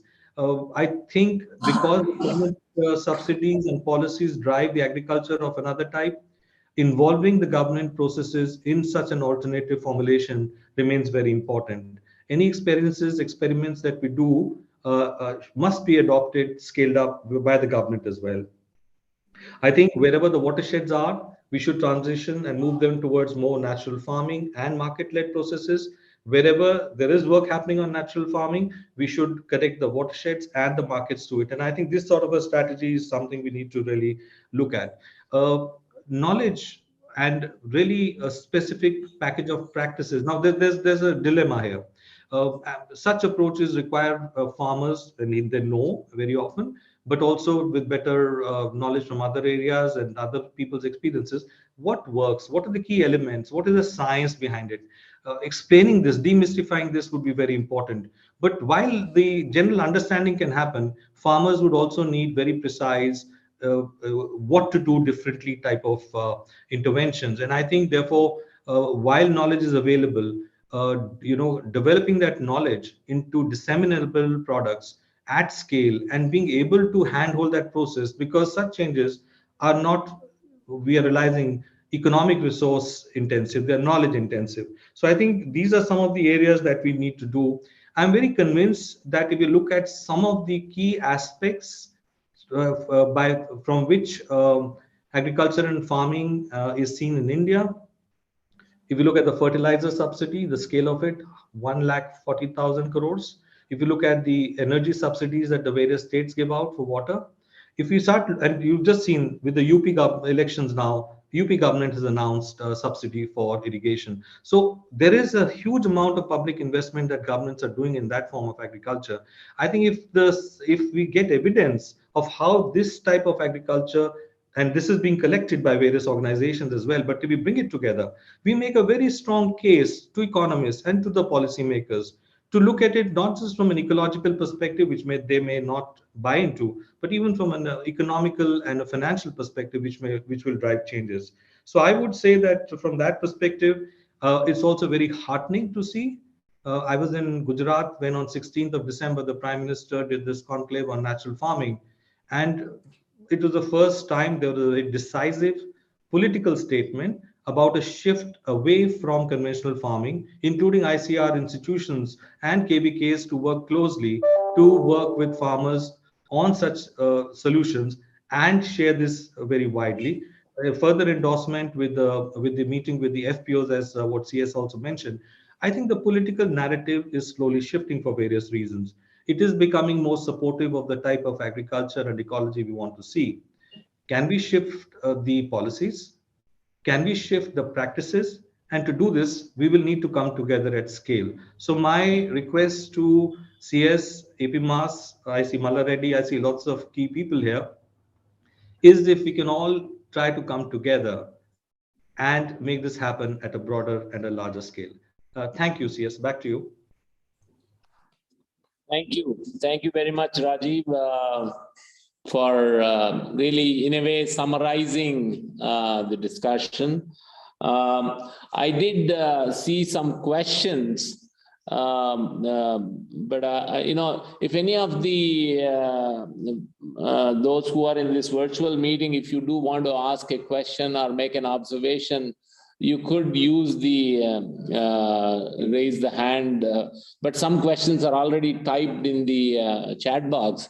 But one question or one comment by Shilpa was about the importance and role of women in terms of how they are adversely affected by the climate change, and how possibly they could be the drivers of this practice of agroecology. So maybe if any of the three panelists wants to address that, and then I see already Dr. Malla Reddy having his hand raised.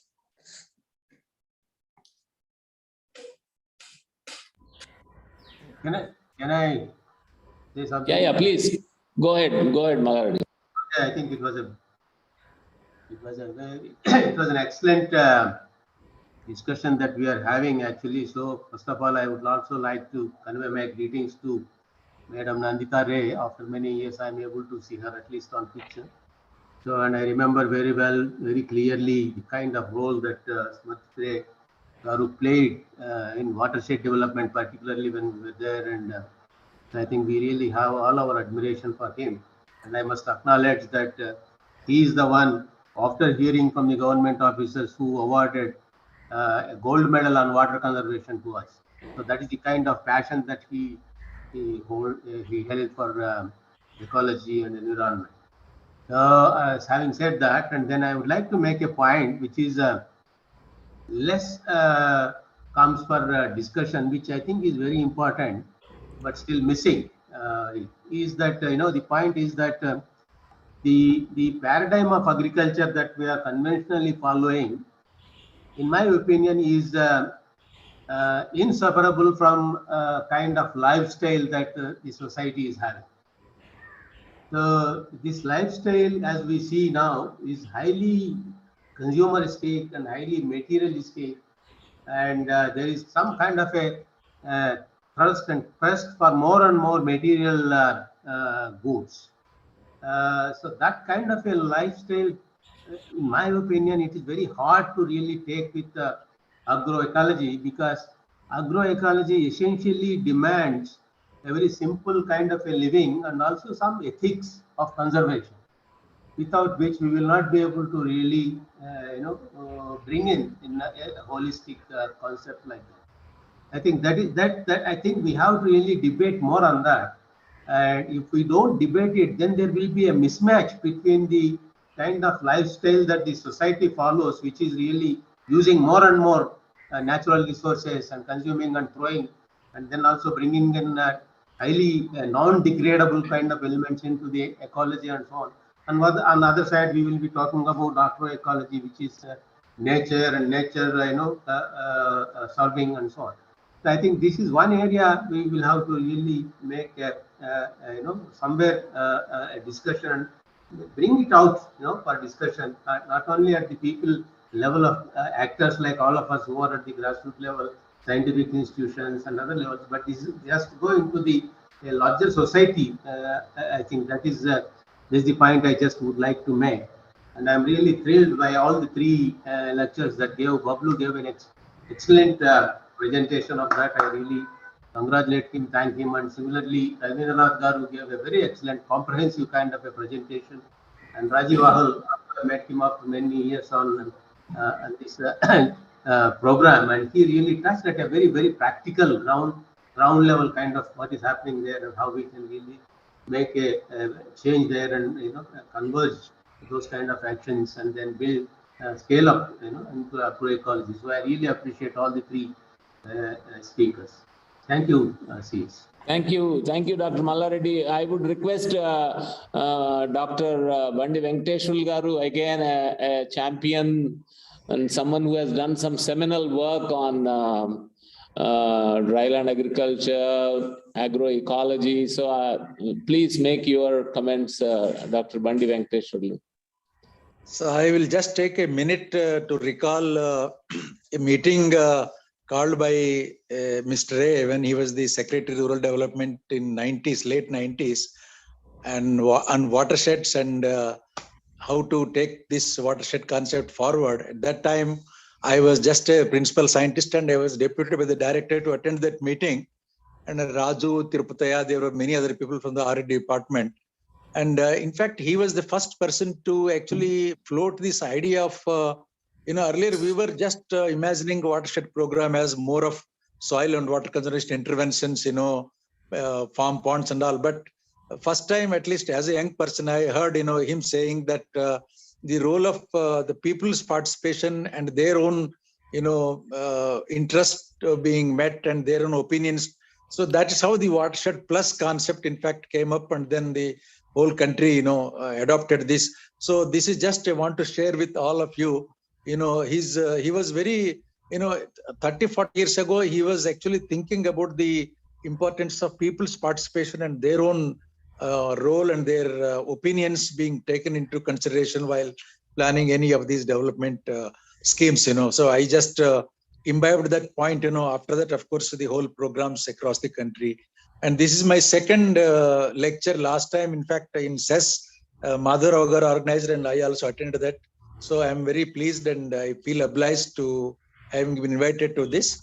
And one comment finally on this about the program today is that, definitely I joined Dr. Mallareddy to complement all the speakers. But my own concern is that, we are talking about the agroecology being practiced by all of them. They said it's a slow process, will take 5-10 years. So that means we are talking about farmers who will be practicing it in the next, whose age group is around 20-25. So that means we have to really bring in youth into this. We have to really see how to sensitize and how to convince them, because convincing the current farmers will not help. We have to take into confidence the current youth, or at least the young farmers who are coming into the farming in the next 10-15 years, and how we actually take them into this concept and how we convince them about this whole thing. Of course, here and there we see some IT professionals getting into agriculture, getting into organic farmers, and then doing some successful examples. But that is a very scattered, But like Rajiv said, on a scale, how to actually take youth along with this concept is going to be a very big challenge.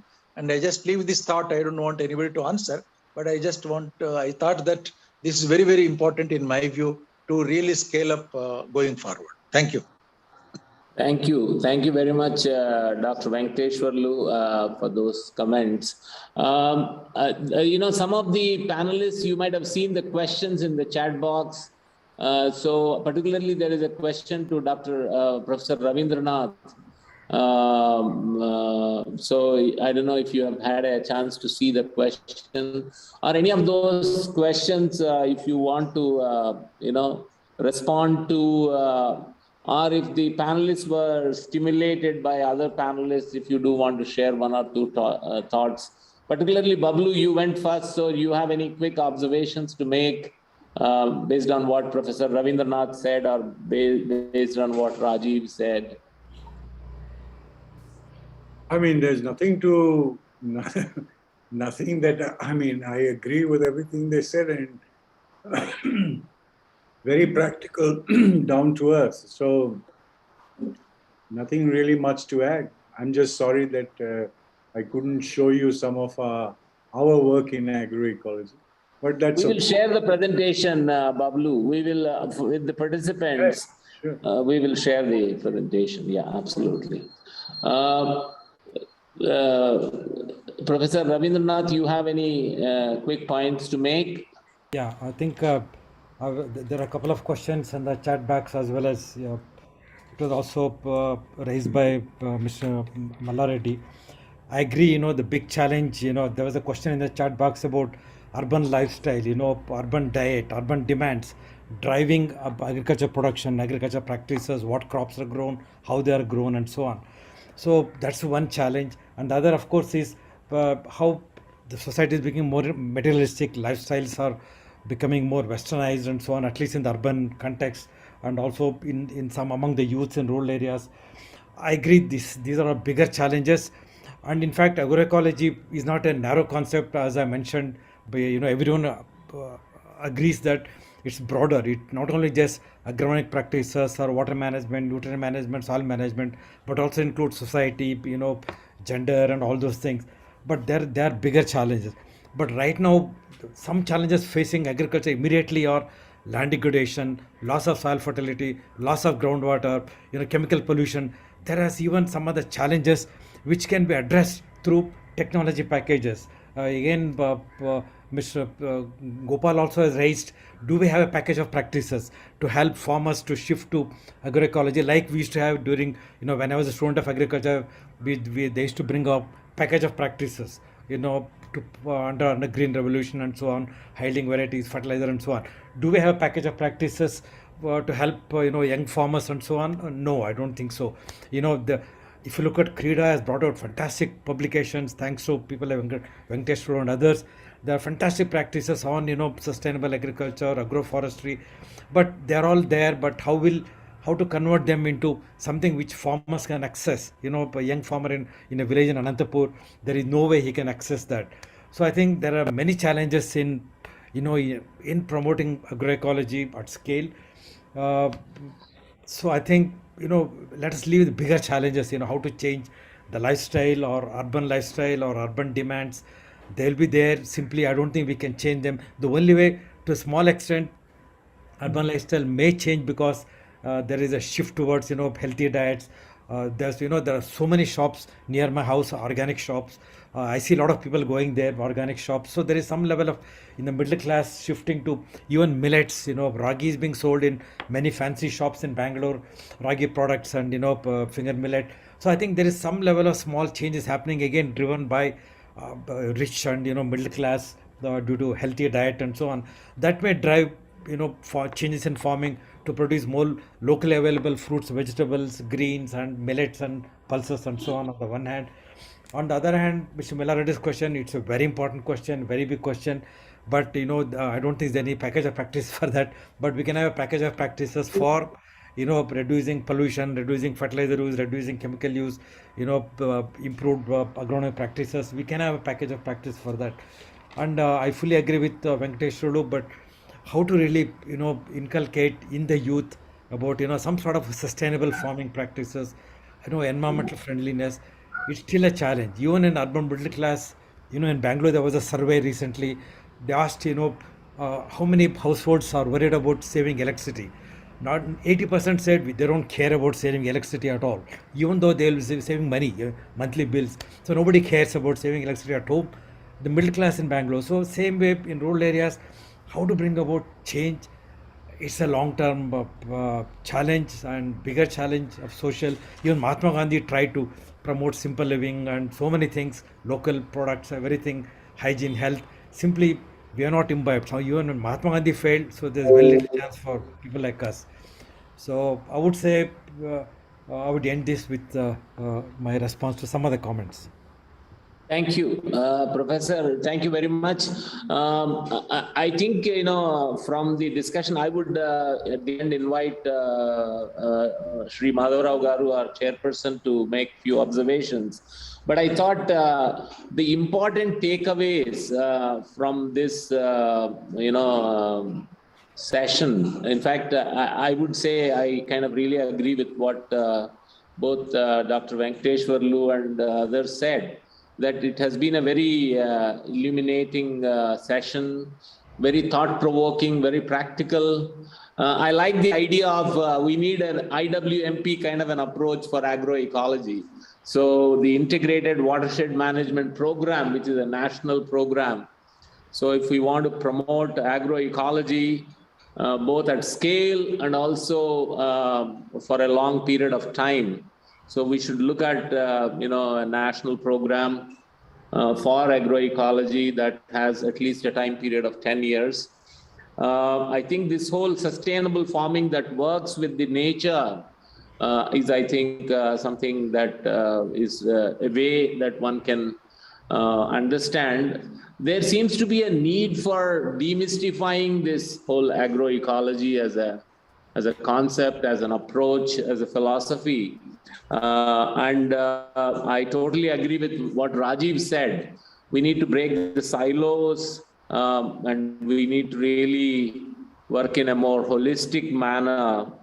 And we need to create data and evidence for, for us to convince the policymakers to come up with appropriate policies for promoting agroecology. In terms of APMAS as an organization, while we have been deeply involved in building institutions of women, building institutions of farmers as sustainable collectives based on the cooperative values and principles, we realize that topics like agroecology is, very fundamental to the sustainability of the collectives, particularly if we want FPOs to be strong, viable business organizations. They must be, promoting, practicing, advocating for agroecology as a lifestyle among their shareholders. And also the federations of the farmer producer organizations that are coming up. The fact that we are working with around 200 FPOs across Andhra Pradesh, Telangana, and Bihar, it gives us a tremendous amount of opportunity to mainstream agroecology in the FPO development process. I also realize that going forward in the next 10 years, for APMAS to evolve into an orchestrator of the ecosystem development for the farmer producer organizations or the women self-help group federations to emerge as viable business organizations, I think agroecology becomes a very important central piece. So I do want to make at this moment a commitment that as an organization, we are deeply committed. We have a very strong advisory committee that guides us on this whole climate smart agriculture or agroecology. And we want to pursue this in partnership with GIZ, in partnership with AEI and Luxembourg, in partnership with NABARD, Government of India, state governments, and I'm sure there are large number of NGOs and other civil society organizations that want to engage in this endeavor. So as we remember late Smarajit Ray, I think this is our tribute. This is our, paying respects to him by committing ourselves to promoting agroecology, because he was deeply interested in natural systems. He was deeply interested in watershed development. So I think today is a very, in that sense, important and special day.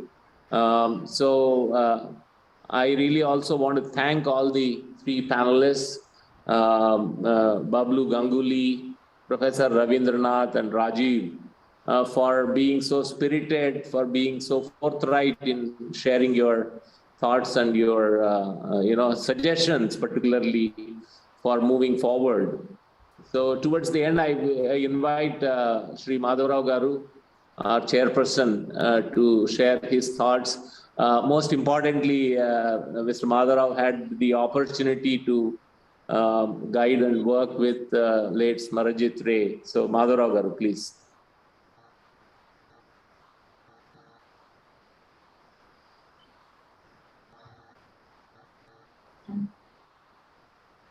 Madhavrao Garu, you are muted.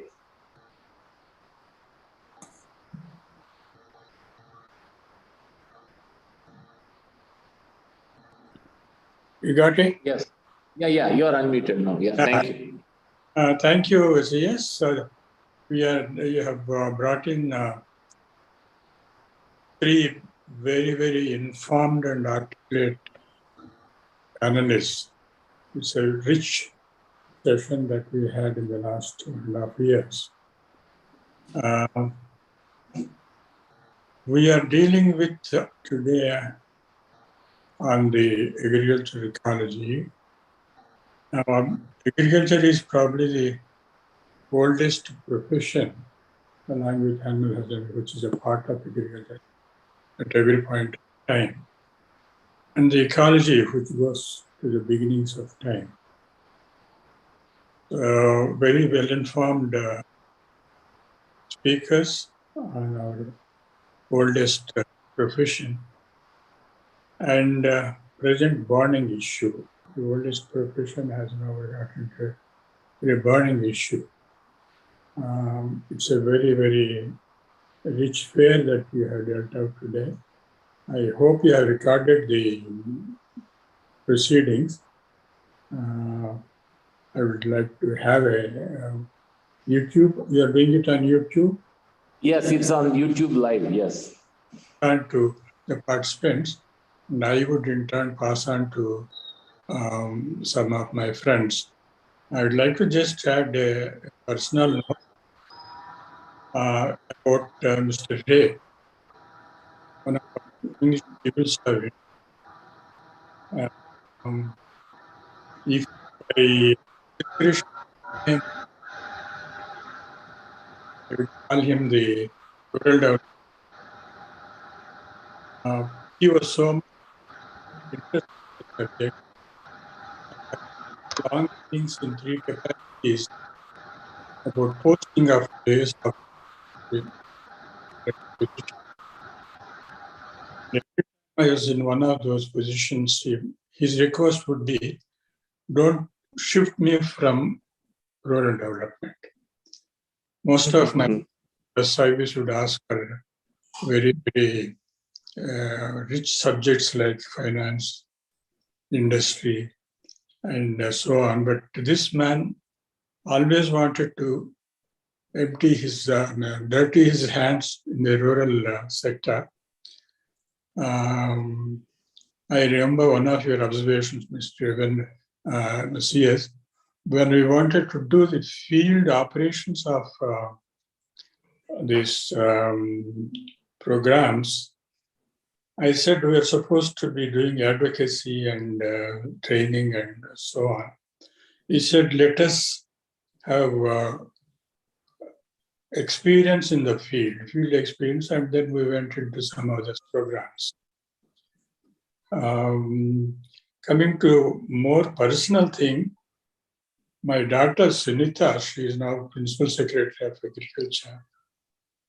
She is so fond of this ZBNF for the Jura-based natural farming that she inherited 3 acres of land from her maternal grandfather. And she's insisting on the tenant to do ZBNF. And the poor fellow says, I don't want to experiment. I am a tenant. I can't afford to do this experiment and lose my livelihood. She's so committed to that. She said, if you are not willing to do that, you can't be my tenant. So she fired the tenant and got a new tenant. And while she was working in tobacco board, she practiced, she sort of paid so much attention to this in tobacco board, mind you, not in agriculture. She was awarded the prize for this champion of culture. That's her kind of personal interest, which means so much to a family, not so much to the large economy as such, but you do need such kind of champions. And you have brought in today 3 of such great champions of this ecology of agriculture. I would very much like this session to be sort of broadcast to the largest number of people by sending your YouTube messages. I would leave it there. We had a long session and a good session. Thank you. Thank you. Thank you very much, Madhura Garu. That's really befitting. I think Nandita ji, thank you so much for pushing us and for really suggesting the most appropriate topics that are so dear to late Smarajit Ray. Thanks to all the participants who joined this afternoon. And most importantly, the 3 eminent panelists, Bablu, Professor Ravindranath and Rajiv. We will continue this thinking through and how do we make this happen, at least in the states of Andhra Pradesh, Telangana and Bihar, where APMAS has field presence. With your guidance and support, we will try and pursue this through the farmers' collectives, which are now emerging as the future of farmers improving their incomes through their farmer producer organizations. So thank you very much and have a great day. We will conclude the session here. Thank you. Thank you, sir.